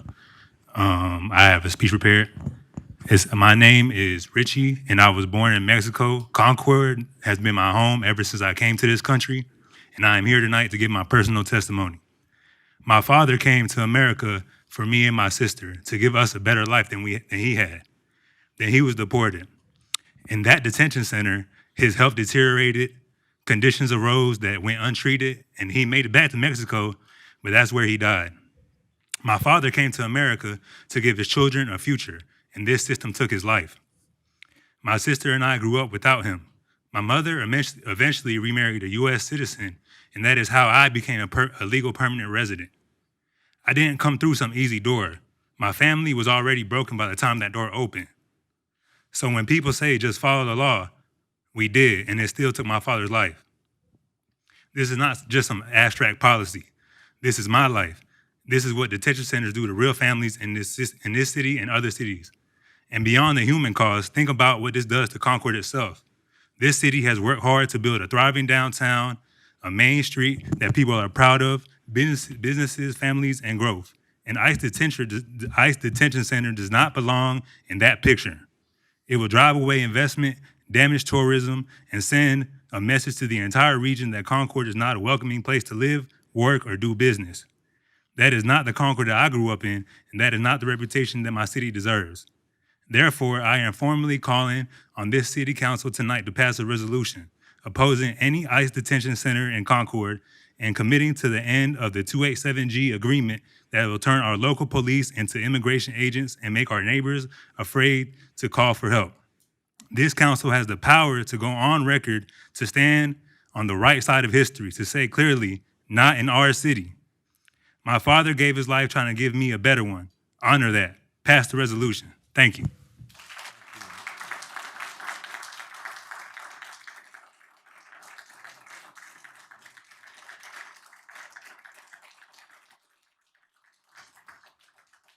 Thank you. Next is Justin Luter. Good evening, Mayor and council members. I come to you as a citizen of Cabarrus County. I believe polite speak will be the death of us. I stand before you in opposition to the building and development of a concentration camp in our city, in our county, and I like to call a thing a thing. First, as a citizen, the things we know about these detention, internment camps, concentration camps is that, one, there have been more deaths in these detention facilities in the last 90 days under ICE authority than all of last year. Two, we know that children, young girls under the age of 18 are being impregnated in these facilities, sexually assaulted. Third thing we know is that these ICE agents are the least trained and poorly prepared law enforcement officers that we've seen. They go through 47 days of training, and their criteria to be agents has been reduced beyond measure. They're failing drug tests and still being hired. They've stopped doing sit-ups as a physical requirement because they can't meet the requirement physically fit. So these folks are not trained, and you are preparing to unleash them on our city. So that's the first thing. Second thing, I come to you as a school teacher. I know full well what it felt like when rumors of ICE were present and a classroom of 25 dwindled to 17, where you had to explain or try not to explain what happened or why there are no children in the classroom. I know full well what it's like. And I'm going to ask you, if you have children, are you going to be able to explain to your child why their friend, their teammate, their classmate, through no harm of their own, are in a cage downtown? Why they're not in class, why they're not in school? Are you going to be explaining to them why their friends and cohorts are missing through no fault of their own? The last thing I will say to you is this. At the end of the day, years from now, when history is recorded, people will say, all of the people here that spoke, their names won't be mentioned in the books, in the history books. But the people that allowed it, your names will be, and you will be held to account.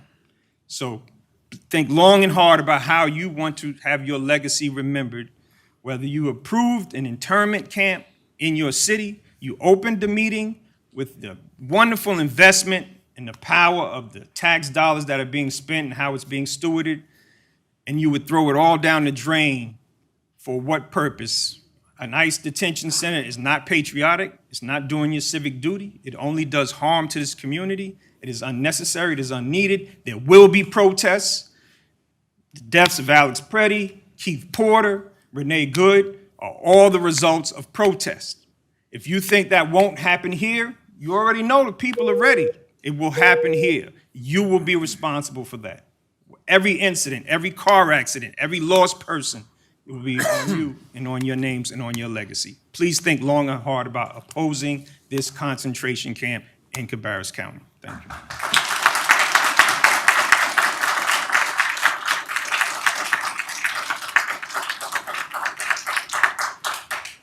Thank you. Next is Brittany Evans.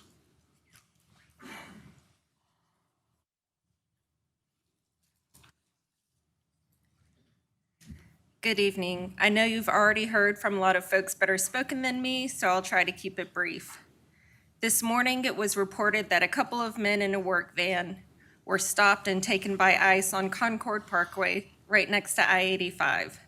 We don't know the details of this detainment yet, but one thing is for sure, ICE doesn't make us safer. Our residents are scared, and your silence does not give them any comfort. We understand there's no known current threat in Concord, and that private sales are out of the city's control, but that's frankly not good enough anymore. Other jurisdictions are preemptively putting in protections to keep ICE warehouses out of their towns. We need you to send a message to the community that our elected leaders are willing to do what it takes to keep all of us safe. For example, Kansas City, Missouri put a moratorium on all non-municipal detention center permits for 5 years. Greensboro updated its land use ordinance. Maryville, Indiana, and Merrimack, New Hampshire town councils provided resolutions and letters opposing ICE warehouses. There are laws being proposed or passed in Georgia, New Mexico, California, and New Jersey. Your hands aren't tied. Concord was ranked as one of the top places to live in the country yet again. But how can we be the best place to live when even a small portion of our community doesn't feel at home here? Please stand up for all of our citizens by passing a resolution against ICE detention centers. Thank you.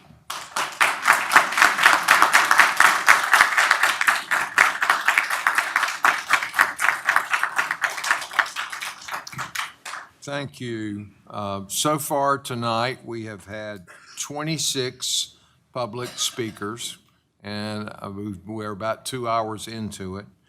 And so I've tried to be particularly careful to read everybody's handwriting and pronounce their name correctly, and I know I got one wrong, but now we've gotten to our final speaker, and I cannot, I'm afraid I'm going to butcher this one up, but I think it says Laudi Mahana.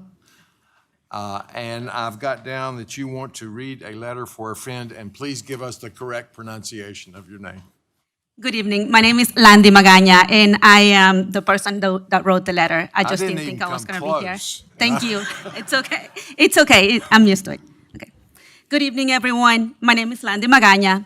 I live in Concord, and I cannot follow enough laws to be safe from ICE. I am here to ask you to pass the resolution opposing the housing of ICE detainees in our community and any business with ICE. I am not here to talk to the people who believe I'm a lesser human. I will let the higher powers handle that. I am here to talk to the majority of you. I know the majority of you are fearful, not hateful. So why can't I follow enough laws? Because it's not about following laws. I'll keep my story very short. I've been following the law for decades. I did things the legal way 20 years ago. And USCIS, the government agency that handles immigration, still sent me away. I had no criminal record. I was a college student. I had a US-born 5-year-old. USCIS did not care about the emotional toll or financial burden of my white husband. They don't care about children. They don't care about white folk either. The agency does not rely on law. They sold me the idea of legitimate citizenship. They sold me the fear of not being American enough. I eventually bought it. Today, the agency and the companies profiting from it tell you that they are detaining the worst of the worst. Today, they detain about 70% of people with no criminal record and wrongfully detain US citizens when we look illegal. That's me. I am their concept of the worst of the worst. Now it's your turn. For decades, you've been told that I am dangerous. You were told that you needed to build a wall to keep me out. You ended up paying for it. We ended up paying for it. And when we buy something, we keep it. So they're selling us fear. Now private prison companies are selling, and also the federal government, they're selling us fear in spite of the reduction of our budgets, of our local budgets. The cost of fear includes providing water and sewage access, bypassing local zoning regulations, administrative expenses, using local land without receiving property taxes for the city. Think about all that manpower labor hours required to accommodate their demands, and the amount of money you will have to take away from all the other areas of our community. To accept the detention facility in Concord is to buy fear. People like me understand that you also fear losing your positions. But when we welcome fear, it doesn't go away. It becomes force. You will be pushed farther until you are forced to give up all the resources of our community. And trust me, to stand behind your community does not make you a leftist. It doesn't make you a communist. To keep the resources from the city of Concord, for the city of Concord, just confirms your integrity. So I'm asking you to pass the resolution opposing the housing of ICE detainees in our community, and I'm asking you to be brave. Because if you are brave, the community will have your back. Thank you.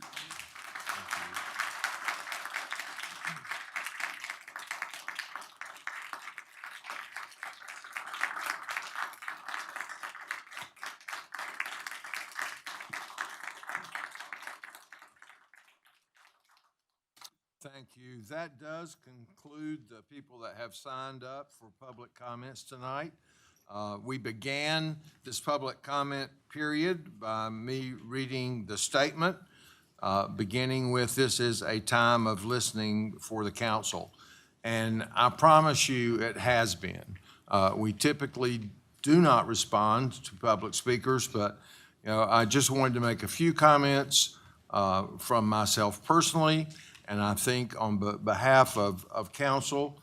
We appreciate you being here and talking. Many of us have spoken with a number of you previously, either in person or by telephone, and your being here, expressing your opinions, you were heard by this council. And I think that you perform a service by being heard by others, including the press, as well as fellow citizens. Every speaker tonight was respectful, thoughtful, and sincere. I think one of the words that I heard from one of the speakers in their comments was unresolved. And that's exactly where we are on this issue. But I wanted you all to know that you have made an impact and that we all appreciate you taking the time to be here and to let us hear your thoughts. Thank you.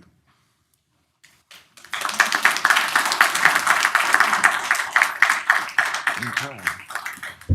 Can I say something? And it's not about ICE, I promise. It is not about a facility. It's not about a resolution. I actually want to share something personal. And I sat in this seat this whole time and I said it would be highly inappropriate for me to say something because you're not supposed to respond to public comment, but I'm not. I promise you I'm not. But my last year of college, when I lived in New York, I went out with a couple of friends and my drink was spiked. Someone drugged me at the age of 21, 22. I immediately ran outside, and New York's finest, that's what they're called, the police. And I grabbed the police by his hand. I don't know who he was because at that time I was drugged. And at 21, you're still a child, regardless of what 21-year-olds say these days. But I remember asking the police officer, please don't leave me alone, something is wrong. I woke up at St. Barnabas Hospital and I'm actually going to New York in May because I do want to find out who was that police officer that helped me. So I will be going back on that hunt. But the reason why I bring that up is that police officer saved my life. I could have been raped, I could have been killed, I could have been a lot of things. One of the highest honors has been to meet a lot of the staff that works for Concord, to meet the chief, which is probably one of the fairest person that I know and that people have talked about. But I would be a fool to think that all polices around the world and around our country are the same. I share the information about a police officer saving my life. I don't think I can tell my son that they will save his. And that is the reality of it. The reason why I share that is also because the amalgamation of like cultures and people and food in New York, that's what also makes it what it is, the melting pot. And Concord is becoming just that. In my same neighborhood, we have Jewish, white, Indian, Korean, Chinese, Black. We have it all. And to know that I live in a community that is extremely vibrant, that cares for one another, to me, that is a biggest blessing. A lot of the times when I criticize some things, and I know my peers are probably going to be upset. We've been here all this time, but I promise I'm going to finish this quick. But to be in this community, and sometimes when I criticize certain things, certain people, certain policies, I don't criticize out of hate. I actually criticize out of love because I care. And to know that you care so deeply about a community, but also about being American. I was born in the United States. I was born in the Bronx. That's why I understand what a lot of people are saying. And the last thing is, my mother quit her job a couple of months ago. My mother has been a US citizen for the past 45 years, and she quit her job out of how scared she was when she was in a traffic spot and they asked her for her passport. And the city was not Concord, I will share that. But to know that she fears even going to work, which is a livelihood for her, I understand. And I'm not an outsider and I'm not an insider either, but I'm just someone that has been grounded and understands truly what is at stake and what's going on. Any other council members have any comments before we move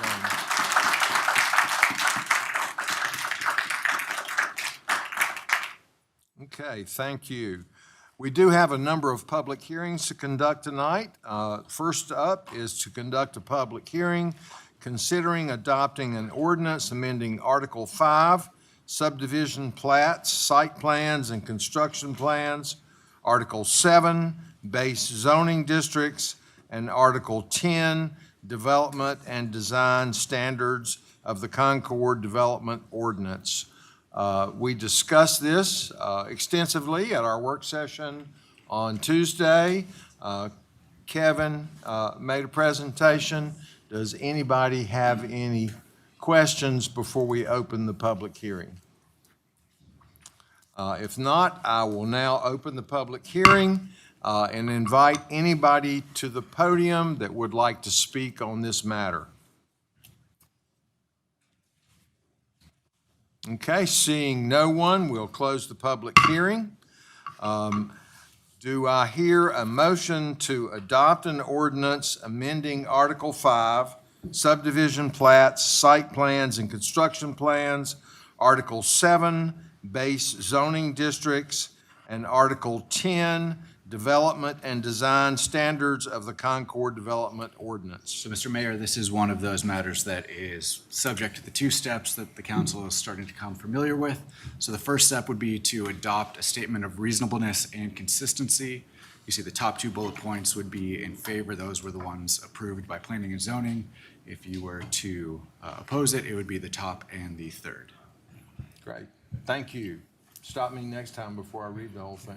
Yes, sir. Mayor, I will go ahead and move that we adopt the statement of reasonableness and consistency in the first two bullet points above. I second. Okay, we have a motion and a second. Is there any discussion? Hearing none, all in favor, please say aye. Aye. All opposed, please say no. That motion passes. And now we're ready for that motion to adopt an ordinance. Okay, the motion that I solicited earlier, which was a motion to adopt an ordinance amending Article 5, subdivision plats, site plans, and construction plans, Article 7, base zoning districts, and Article 10, development and design standards of the Concord Development Ordinance. Mayor, I move that we adopt the ordinance that does all the following amending. Great. I second, Mayor. Okay, we have a motion and a second. Is there any discussion? Hearing none, all in favor, please say aye. Aye. All opposed, no. That motion passes. And we move to number 2. This is, also was discussed. Fred Womble discussed this at length with us at our Tuesday work session.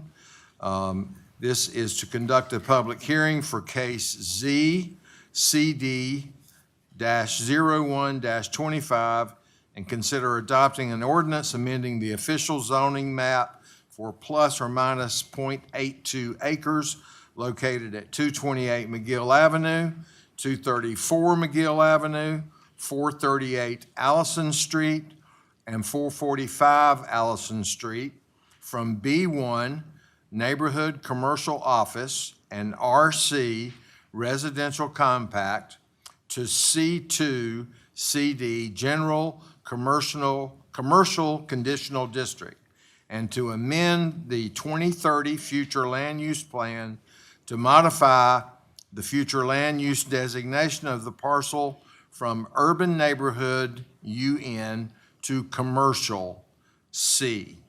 And at this time, I will open the public hearing. We have one person that is signed up to speak in opposition to this change. If you would come to the podium now, Gabriel Gavin.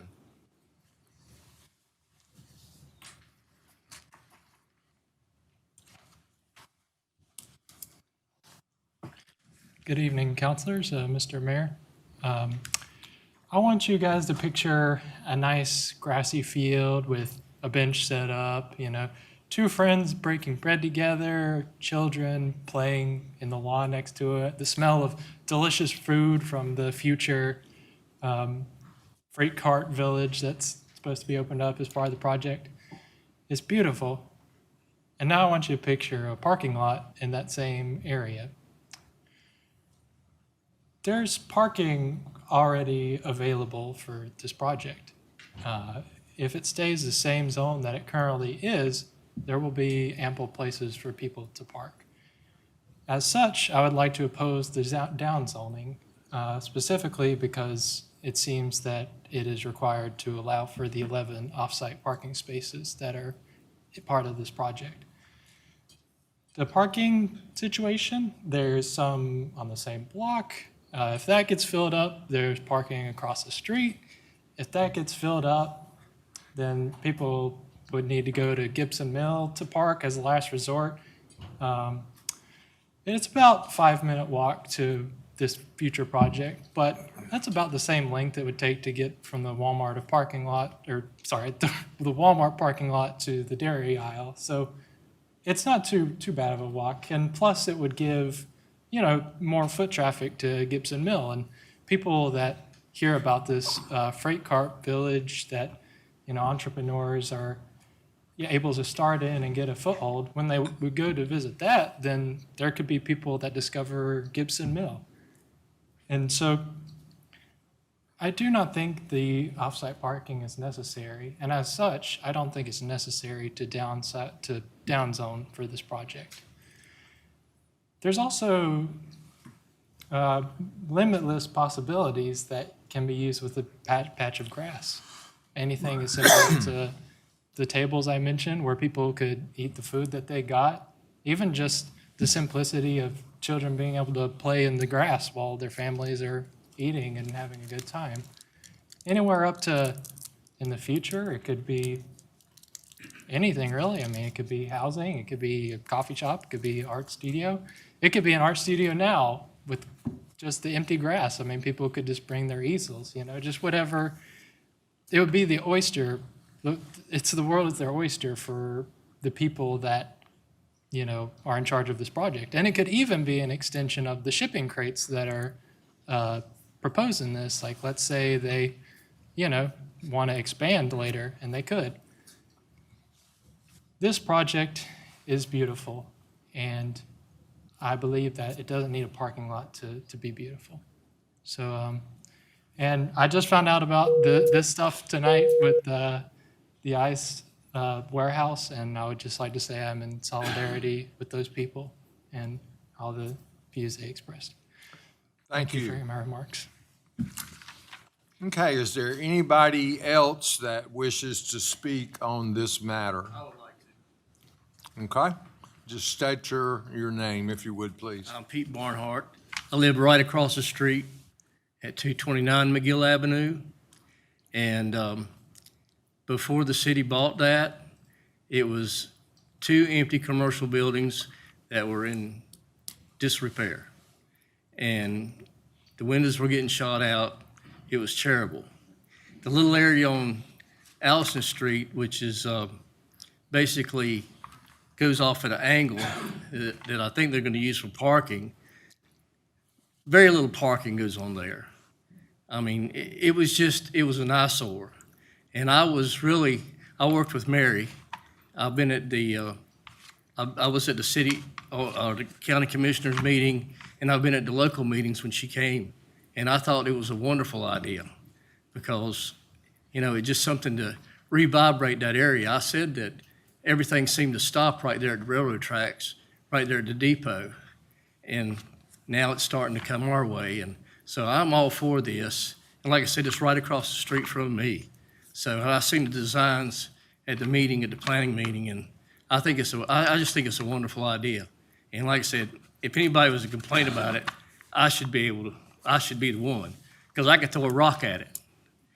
And my neighbor, 2 doors down, he's also, he's in favor of it too. He's not here tonight, I don't think, but, he wanted me to convey it to you. So anyway, thank you very much. Sorry. Thank you. Okay, anybody else wish to speak on this item? If not, we will close the public hearing. What's our process here? This is going to be a 3-step process this time. Okay. First will be to adopt a statement of consistency and reasonableness. And you see the proposed language there on the left supporting approval, and that was approved by planning and zoning, on the left supporting denial. Okay, council, what is your pleasure on the statement of consistency? Since Terry just left, I support approval. Okay, do I hear a second? Yes, second. Okay, we have a motion and a second on the statement of consistency supporting approval. Is there any discussion? Okay, all in favor, please say aye. All opposed, no. That motion passes. And the second step will be to approve or deny the zoning map amendment, and this is where you would include the appropriate conditions that council would add. Which are the ones I read previously? Which are the ones, and they're up on the screen for you okay. as well there. There you go. Okay, council, what's your pleasure on this item? I'm moving for approval on the conditions as are written. Okay, we have a motion and a second. Any discussion? All in favor, please say aye. All opposed, please say no. That motion passes. And your final step would be to approve or deny the land use plan amendment. Okay, and we talked about to amend the 2030 future land use plan to modify the future land use designation of the parcel from urban neighborhood to commercial. What's your pleasure on that one? Okay, we have a motion and a second. Any discussion? All in favor, please say aye. All opposed, no. That motion passes. Okay, that finishes that one up, right? That finishes that one. Okay, we'll move on to the next one. The next item is to conduct a public hearing to consider adopting an ordinance amending Article 12, sign standards of the Concord Development Ordinance to address allowing elementary and secondary schools in residential areas of the city to have electronic changeable copy on their monument signs. And Kevin went into great detail on Tuesday, exactly what that is involved. Does anybody have any additional questions for him before we open the public hearing? Okay, I'll now open the public hearing on this item. We have two people signed up to speak in favor. First is William Eisenhower. So we're here to answer any questions, but if not, we don't need to take your guys' time. Okay. Any questions for these gentlemen? He is accompanied by Brian Cohn from the school system. All right, thank you. Okay, is there anyone else that wishes to speak on this matter? If not, we'll close the public hearing. What's our process on this one? Back to the two-step process. The first will be to adopt a the statement of reasonableness and consistency. If you're in favor, it'd be the top two bullet points that were approved by planning and zoning. If opposed, it'd be the top and the third. Mayor, I move we adopt the statement of reasonableness and consistency with the top two bullet points. Great. I'll second that. Okay, we have a motion and a second. Any discussion? Hearing none, all in favor, please say aye. All opposed, no. That motion passes. And now would be for a motion to adopt the ordinance amending Article 12. Okay, council, do I hear a motion adopting Article 12? We have a motion and a second. Any discussion? All in favor, please say aye. All opposed, please say no. That motion passes. Thank you. Next up is a public hearing to approve the submission of the fiscal year 26-27 agency annual plan to the U.S. Department of Housing and Urban Development. Mary talked about this on Tuesday. Any additional questions on that one? If not, I'll open the public hearing. I do not have anybody signed up to speak on this item. Is there anybody present that would like to speak? If not, we will close the public hearing. Where do we go on this one? You can go straight to the motion on this one. Straight to the motion on this one. Okay, I would entertain a motion to approve the submission of the fiscal year 2026-2027 agency annual action plan to the U.S. Department of Housing and Urban Development. Mayor, I move we adopt it. I'll second that, Mayor. Okay, we have a motion and a second. Is there any discussion? Okay, hearing none, all in favor, please say aye. Aye. All opposed, please say no. That motion passes. Next up is consider authorizing the city manager entering into an agreement with North Carolina DOT for landscape installation and future landscaping maintenance of the interchange at US 29 and George Liles Boulevard. Joe will talk with us about this on Tuesday night. Does anyone have any additional questions? I think it'll be a big improvement for the entrance to our city. If there's no further discussion, I would entertain a motion to authorize the city manager to enter into an agreement with NCDOT for installation and maintenance of the stated landscape plan. I'll make that move to approve. Okay, we have a motion and a second. Is there any discussion? All in favor, please say aye. Aye. All opposed, no. That motion passes. Next up, item 2, consider authorizing the city manager to negotiate and execute a professional services contract with R.L. Conrad Associates, LLC, to provide transportation planning services for the Cabarrus-Rowan Metropolitan Planning Organization. Philip Graham talked with us about this on Tuesday night. Are there any additional questions? If not, I would entertain a motion to authorize the city manager to negotiate and execute a professional services contract with R.L. Conrad Associates, LLC, to provide transportation planning services for the Cabarrus-Rowan Metropolitan Planning Organization. I'll second that, Mayor. Okay, we have a motion and a second. Any discussion? All in favor, please say aye. Aye. All opposed, no. Motion passes. Item 3, considering adopting a resolution to sell 341 Broad Drive Southwest to home buyer Catherine Julianne Graham for $230,350. Mary Carr talked with us about this on Tuesday night. Does anybody have any additional questions? If not, I would entertain a motion to adopt a resolution to sell 341 Broad Street Southwest to home buyer Catherine Julianne Graham for $220,350. So moved, Mayor. Okay, we have a motion and a second. Any discussion? All in favor, please say aye. Aye. All opposed, please say no. That motion passes.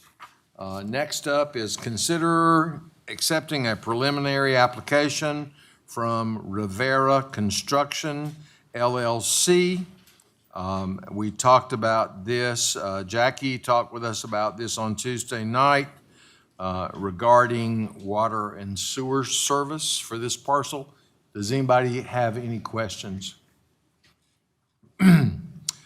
Hearing none, I would entertain a motion to accept the preliminary application and have the owner proceed to the final application phase, excluding annexation.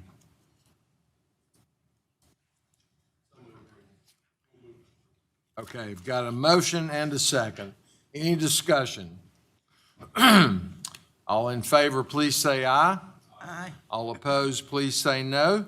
That motion passes. Next up is consider adopting a resolution authorizing the sale of 2.7 acres, more or less, as located on or near Reuben Linker Road, also identified as part of Track 1, 4.57 acres, and Track 2, 1.36 acres of the Timothy Stewart property, as shown on Map Book 86 at page 46 of the Cabarrus County Registry. Valerie talked with us about this on Tuesday night, and Ryan is prepared to answer any questions if you have any additional questions.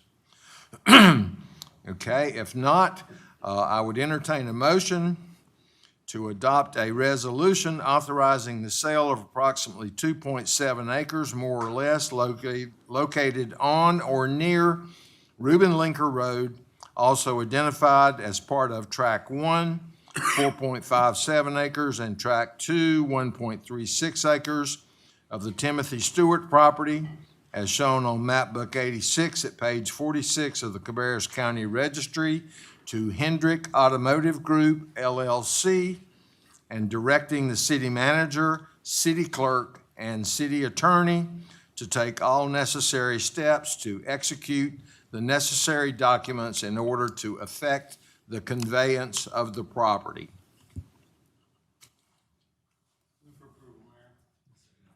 Okay, we have a motion and a second. Any discussion? All in favor, please say aye. All opposed, please say no. That motion passes. Next up is number 6, consider adopting changes made to the Rules of Procedure document. The city manager spoke with us about this on Tuesday. This will be the third time that we have discussed this. We discussed it last month, which it required a 30-day waiting period. We talked about it again on Tuesday. Does anybody have any questions? If not, I would entertain a motion to adopt the changes as presented to the Rules of Procedure with an effective date of April 9, 2026. Okay, we have a motion and a second. Any discussion? All in favor, please say aye. All opposed, no. That motion passes. Item 7, which was our voting delegate for the North Carolina League of Municipalities. We passed a motion on Tuesday on that one. Next up is our consent agenda. Consent agenda consists of items of a routine nature, and I have received no request from any council member to pull any item off. So I would entertain a motion to approve the consent agenda as presented. Okay, we have a motion and a second. Is there any discussion? All in favor, please say aye. All opposed, no. That motion passes. Next up are matters not on the agenda. And first up is a report from Transit. Welcome, LJ. Good evening, Mayor, members of council, Mr. Payne, Mr. Teed, Ms. Jenkins. A couple of updates for the Transit Commission that met on St. Patrick's Day. We had 2 items of business. The one which already came before you at your work session last month was the service provider contract RFP, so that's already been presented and discussed at length. The second was Kannapolis made a request for staff to examine possibilities to modify service to potentially comply with some changes that they're considering on their side. So staff has worked on that. I think, Mayor, you mentioned we provided that to Josh. Josh has provided that forward, and so that process is ongoing. But that's the rider updates for now. Anything else from the meeting that I missed? Pretty to the point, even though it was important. There are a couple of MTC updates from the last 2 months. In February, the thing I thought was noteworthy to bring forward, they talked about the first 12 months of their microtransit project in the Davidson-Huntersville area. Their first month, they had 1,000 people. By the 12th month, they had 6,000 people a month. And there's a lot of excitement about it, a lot of discussion, a lot of support to expand and get the next 16 or 18 zones in their plan built out. The thing of note, just always feels like the thing that I bring up is that cost for that service is somewhere between $2.7 and $3.2 million to carry 6,000 people a month. In comparison, last year, Ryder carried a little over 31,000 people for $3.35 million for the year. So it's a 5-to-1 plus ratio in terms of the cost thing. So again, it's a very valuable potential service, but it does have a cost to it as we consider that in potential future plans, and that is in the upcoming long-range plan. That's part of a component of that.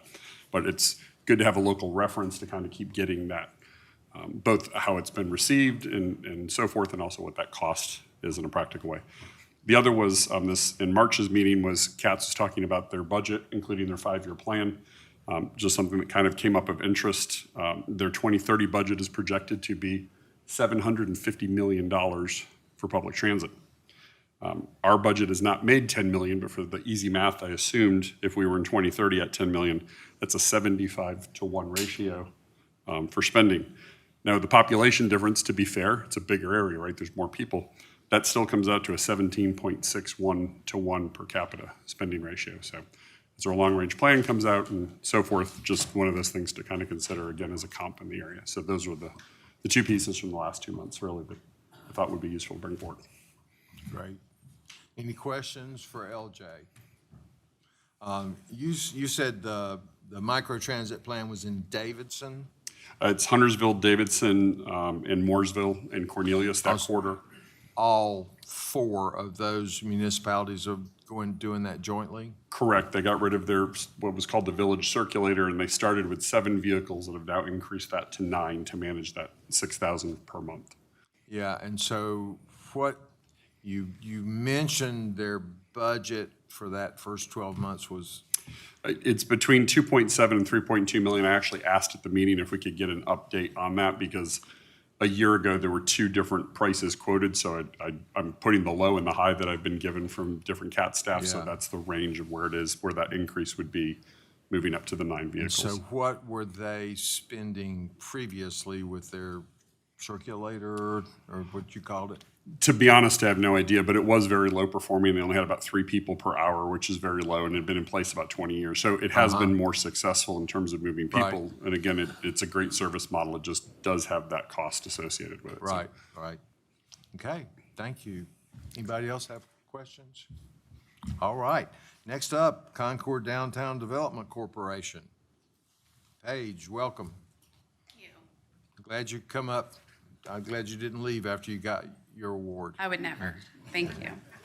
Good evening, Mr. Mayor, Mr. Payne, Mr. Teed, Ms. Jenkins, Council. Thank you for having me. Just a quick update on Concord Downtown Development Corporation.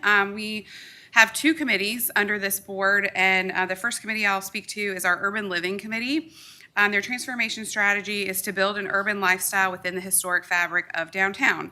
So within that, we operate under a work plan. I've shared that with you in the past few months. That's how Main Street asked us to operate. And so within that work plan, we have goals and action items that that we identify and kind of keep us moving forward. So within that, in some of those goals for that particular committee, one of them is to provide an updated market analysis from Main Street. This is a free service that Main Street provides us. We have already received that analysis, and we are just waiting to receive the digital copy. There were a couple of things that we needed to edit, some incorrect contact information, an updated streetscape photo, things like that, and then we'll get that on the website. That will help us guide any new businesses looking to come. They'll know what are the areas retail focused where we have a gap, where people are leaving our community to go spend that money, and that will help us guide that those folks forward. Another goal, increase the number of encroachment areas. We've seen in the past couple months, in the past couple of weeks, you'll see that District Exchange just added furniture. They completed their encroachment process with the city, and then we are currently in the process of working with Era Wellness Bar, who's at 11 Union, on their encroachment space, which would be on the other side of the old Belk building next to Union Street Cafe. Of course, increasing the Novi occupancy. So a couple ways we're working with Novi. We're working to get some testimonials from those residents to get out on social media to really highlight why people want to live here. And then we are also including all of that information in our newsletters, the deals and things that they have there, 4 months, I think, at 50% off. So working on getting that information out. Additionally, activating Rotary Square. This is another item that we have been brainstorming, and we're in the very, very beginning, early conversations of talking with the North Carolina Cooperative Extension about how they could assist in having a Saturday farmers market, start small, maybe June and July. We have the farmers market on Tuesdays that the Piedmont Farmers Market organizes, but they have their Saturday farmers market over on Weddington, and so they're not going to have both. So looking at some other opportunities for that space. Over on Weinkauf School Road. Yes, Weinkauf, thank you. The other W. Yes. Thank you. The second committee, our Premier Destination Committee, their transformation strategy is to position downtown Concord as a premier destination of unique shopping, flavorful local cuisine, entertainment for all, and immersive performing and visual arts. So there's a lot of work to be done here. But one of their big focuses is how can we capitalize on the holiday enthusiasm of our residents in downtown Concord and push that right into the commercial district, specifically Halloween and Christmas. A couple of ways we are brainstorming doing that is activating some relationships with our neighboring schools, having these children at the elementary school, seeing if they'd be interested in doing some window decorations that businesses could put in their windows during those holidays, in addition to the high school students working with our youth council potentially, and working with some of the high school students on some more elaborate window decorations or window painting contest type of things that we could do. So in the early planning stages of those things, and also looking at how we can decorate and activate the passageways, specifically Bicentennial and Market Street. Those are some unique areas. Additionally, identifying signature events and work with the businesses to increase their sales and foot traffic during those events. Next up, obviously, is Harmony Nights, the concert series on Union Street. So we've been providing the businesses with some ideas and opportunities, whether they're offering specials, bringing out samples, engaging folks in the social district, making sure people come and get maybe a Harmony Night special sweet treat or an item that they can actually take with them and eat more easily out in the concert area. So working with the businesses to engage in that way and provide them some ideas. And lastly, that I'll note tonight is resurrecting our historic walking tour. So we still have, if you probably remember, years ago, Jim Ramsor was really instrumental in putting together a lot of information for the historic walking tour. The website and app were taken hostage. Let bygones be bygones, but the information is not gone. We still have it. We have all that information that the committees, the board, Jim put together, and so kind of figuring out the best way to get that information back. Is it on the website? QR codes are a big thing now, so that's something that the committee is starting to work on. That's all I have. Great. Thank you very much. Any questions for Paige? All right. Thank you. Okay, last and certainly not least, we are honored to have the Honorable former Mayor Scott Pageant, along with the highly esteemed former City Manager Brian Hyatt, to give us a report on ABC, and I will ask you guys to introduce the other folks you've brought with you. Yes, sir. We saved the best for last.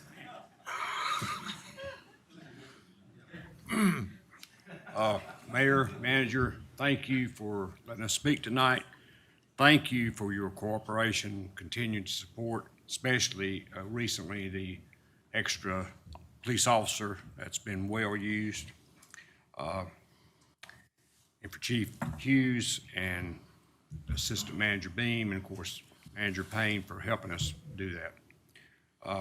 We decided to take an upgrade in the ABC chairman position, which I've held, so we've got an upgrade.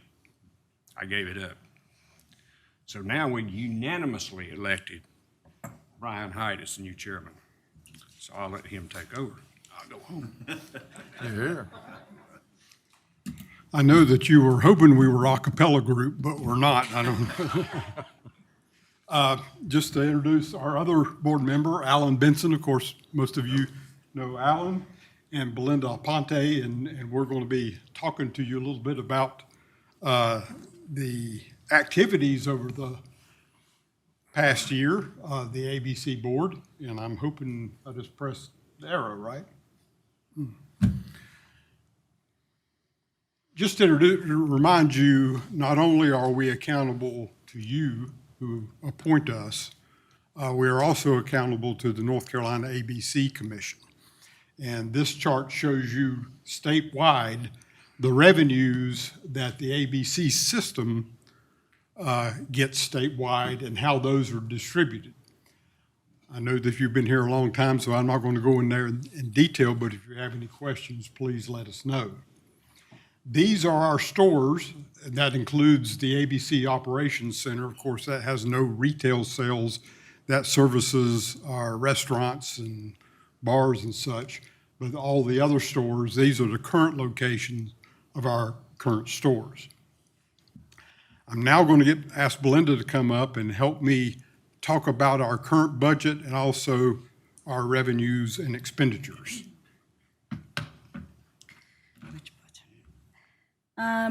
So our current 25-26 fiscal year budget is $32,400,000. From that budget amount, the taxes and distributions will be $7,600,000. The cost of goods sold, we're estimating at $17,450,000, and operating expenses are just roughly $4 million. Of all of that, once the distribution of revenue comes in, we have sales tax at 7% to the state of North Carolina, bailment and surcharges that go to Raleigh, the NCABC Commission, the state excise tax, which is our federal taxes, and then we have the rest of the distributions divided up roughly locally more so, but Department of Health and Human Resources gets 5%. North Carolina Rehab gets 0.5 to 0.1 cent per bottle. Law enforcement gets 5%, which Brian will elaborate on later. City of Concord gets 75%, Cabarrus County gets 25%, Cabarrus County Schools, which also has alcohol and drug education, at 7%.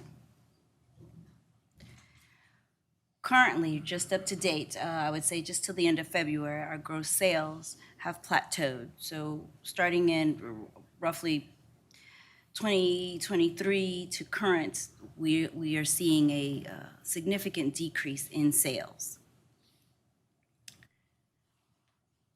Fiscal year distributions, we've divided it up from 2019 all the way to current, which would be the end of February, as to how much money is given to each of those that I have described. So City of Concord, you'll notice kind of the trend with COVID and how it's kind of evening out. And I would Go add ahead. to that, we added 2019 again. You've seen this in the past, but just to see what happened with COVID and a tremendous increase before, I think the ABC stores were seeing gradual increases just because of population increases. But there was a tremendous increase for several years, and now we're seeing that leveling off or even going down a little bit, and that's a trend statewide. Yes, it is. Just last month, the commission reported a 6% decrease in sales. Where do our taxes go? Same concept. I put incomplete on there just because obviously I don't have the end of the fiscal year, but it seems like it's a plateau. I can't explain it any other way. With the capital, I'm going to let Brian finish explaining our plans. One thing that I want to jump in to mention before, two things. One, the law enforcement agreement, again, we thank you for that. You look at the 5%, which is now the requirement for law enforcement contributions. In 2024, you see it was $185,000. The agreement that we agreed to a few months ago was $200,000 because we wanted to make sure we got 2 full-time officers. So we're actually exceeding the 5% probably, and will be for the next couple of years unless people start drinking a whole lot more. The other one I point out is the alcohol education rehabilitation. Again, we support the Cabarrus County Schools. Basically, we provide the funding for their entire drug abuse program. That includes drugs and alcohol, the prevention program, obviously. They're using that to hire staff members that are working with all the students. So that's something that's very significant, that this money is going and is probably basically the only money they're getting for that program, for that. So we're doing that for the entire system. The other thing that we want to talk about is, again, our capital plan that we've talked to you about in years past. You will recall that the commission has a formula that generates what they call working capital numbers for us. And the working capital is what we can maintain to basically have a fund balance to go towards things like replacing roofs or buying a new truck or replacing HVAC equipment, et cetera, those smaller things. But then they have the other term called excess working capital, and that's where if there's excess of that amount, what can happen, and if we can only keep any of that with your permission. And we've worked out an agreement previously on that we have a cap on the amount that we can keep for that, and that allows us to implement the other capital program we had for our stores. It enables us to build stores without issuing debt, get us out of leases where we're in very cramped spaces. As you know, the numbers of products now that we have to put in our stores has increased dramatically because people no longer just want to buy their fifth of liquor. They want to buy it already mixed. So we have all these products that we now have to have shelf space for, so that we have to have larger stores. The things that we've completed, our warehouse expansion a couple of years ago. We've just completed a few months ago the renovations expansion of the Husbeth Road location. That's the Speedway store, if you're familiar with that. we're looking to relocate Store 5 to Del Earnhardt Boulevard beside Lowe's, and also relocate the Union Street store to the Badcock location. And also, we're doing some upgrades to our point of service system, which Belinda can describe to you, that's going to make us much more efficient in terms of ordering our product and also being able to keep inventory of our product. And just to real quickly go over, that's the warehouse expansion project. On the right is the new warehouse. The left was the existing warehouse. Now it's basically used so we can assemble product to go out on the truck that goes to each of our stores, and we can maintain the product in the larger area. Store number 3 at the Speedway, again, that location, it's a strange location. However, that's a store we already owned. It's at a great location in terms of adjacency to Harrisburg and Charlotte. So it is a store that was in definite need of expansion and renovation. This is the outside, the way it looks now, looks much better. And the improvements inside, you can see this is taken, I think, from the actual desk where people are checking out. They can now see down the aisles in terms of the product. And then on the left is a new storage area. They had a very cramped storage area, and we're constantly having to deliver product from the warehouse there because it was so small. Del Earnhardt, the planned new location, if you see that circle of red up there, that's right beside Lowe's. There's a parcel. If you go in, it's to the right after you pass the new Murphy service station, and the vet's on the left. It's that parcel. You can see it from the interstate ramp coming south off I-85. That's the planned new location. We hope to start construction of that store in July, if possible. So we will be bidding that store in a couple of months. Again, that's the location on the left. You can see Lowe's there in the back. And this is the way all of our stores, of course, look very similar. They may be slightly different sizes depending upon how much land. This particular store will be a large, similar to the one at Weddington and George Lyles.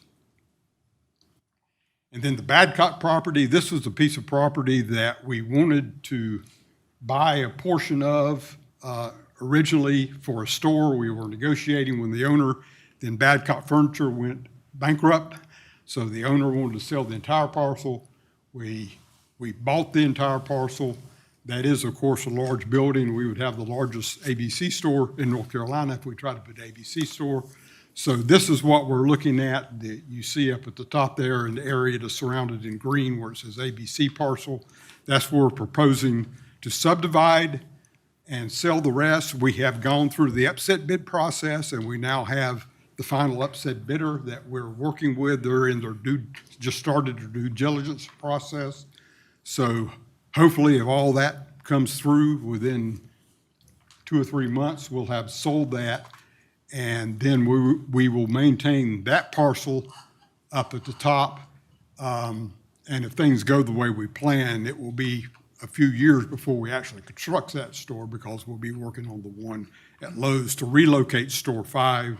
Again, this will be the relocation of the one on South Union. We would be glad to try to answer any questions you may have. Thank you very much. Questions for these gentlemen?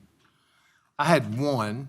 In one of your previous slides, you showed a dramatic decrease in sales for 25 incomplete, but then in the next slide, you showed an increase in taxes paid. That doesn't sound right. We pay the taxes quarterly, Uh-huh. and so They're we carried over from a previous year, maybe? No, we don't carry it over. Yeah. It paid, every fiscal year gets paid. So when the taxes are paid, again, which taxes are specifically are you talking about? I'm talking about state excise tax, $7.7 million.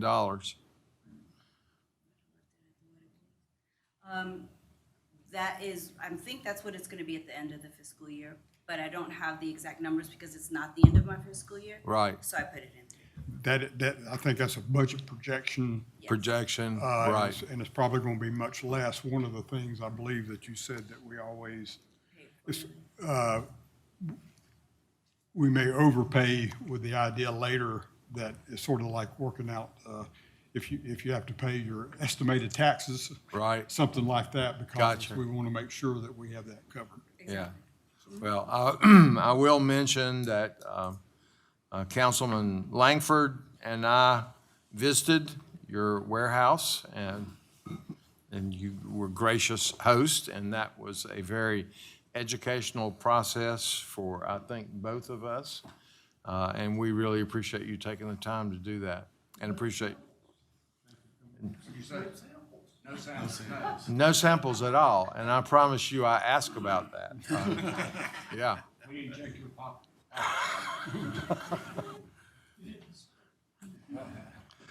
Okay, well, we thank you very much for your patience and for that report. And all right, council members, we now open the floor for general comments by council, if anyone has anything. It has been a long night, so that's why I've got a very long speech prepared that I wanted to make during these comments. But I did want to mention, and it's been mentioned a couple times tonight, Concord ranks as top North Carolina city on the national best places to live list for 2026. And this article was in the Charlotte Business Journal. You know, we've talked about it a bit, and it's been covered by the press, but I mean, I think that is a really big deal. Concord, number 24 in the nation, number 1 in the state of North Carolina. That is, in my opinion, due to our previous mayors and this council and the decisions that have been made over the years, and that's a pretty huge honor, you know. And they go into some detail about how they rank that, and you know, I think sometimes we enjoy the advantages of living here every single day. But it says here that they analyze cities using 100 data points across 8 categories: economy, housing, cost of living, amenities, transportation, environment, safety, education, and health. And that's how they come up with those scores. You know, sometimes I think we take for granted, you know, things don't always feel affordable. But I think certainly I can speak for myself. That's because I've never lived anywhere else.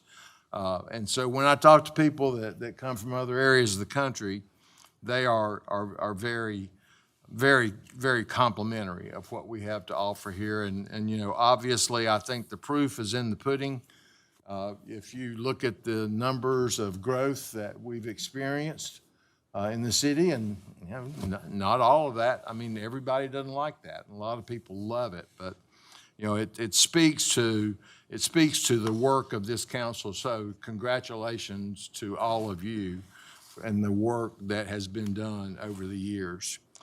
And if there are no other general comments, we do have need of a closed session tonight. So I would entertain a motion that we go into closed session pursuant to North Carolina General Statute 143-318.11 A3, 4, and 6 in order to consult with an attorney to protect the attorney-client privilege and discuss the location or expansion of industries or other businesses in the area served by this public body, and consider the qualifications, competence, performance, character, fitness, conditions of appointment, or conditions of initial employment of a prospective public officer or employee. Amen, so moved. I think that's the same thing. Is there any discussion? All in favor, please say aye. All opposed, no. We are now in closed session. Thank you, everyone. I will hand that back to you because I'll surely lose.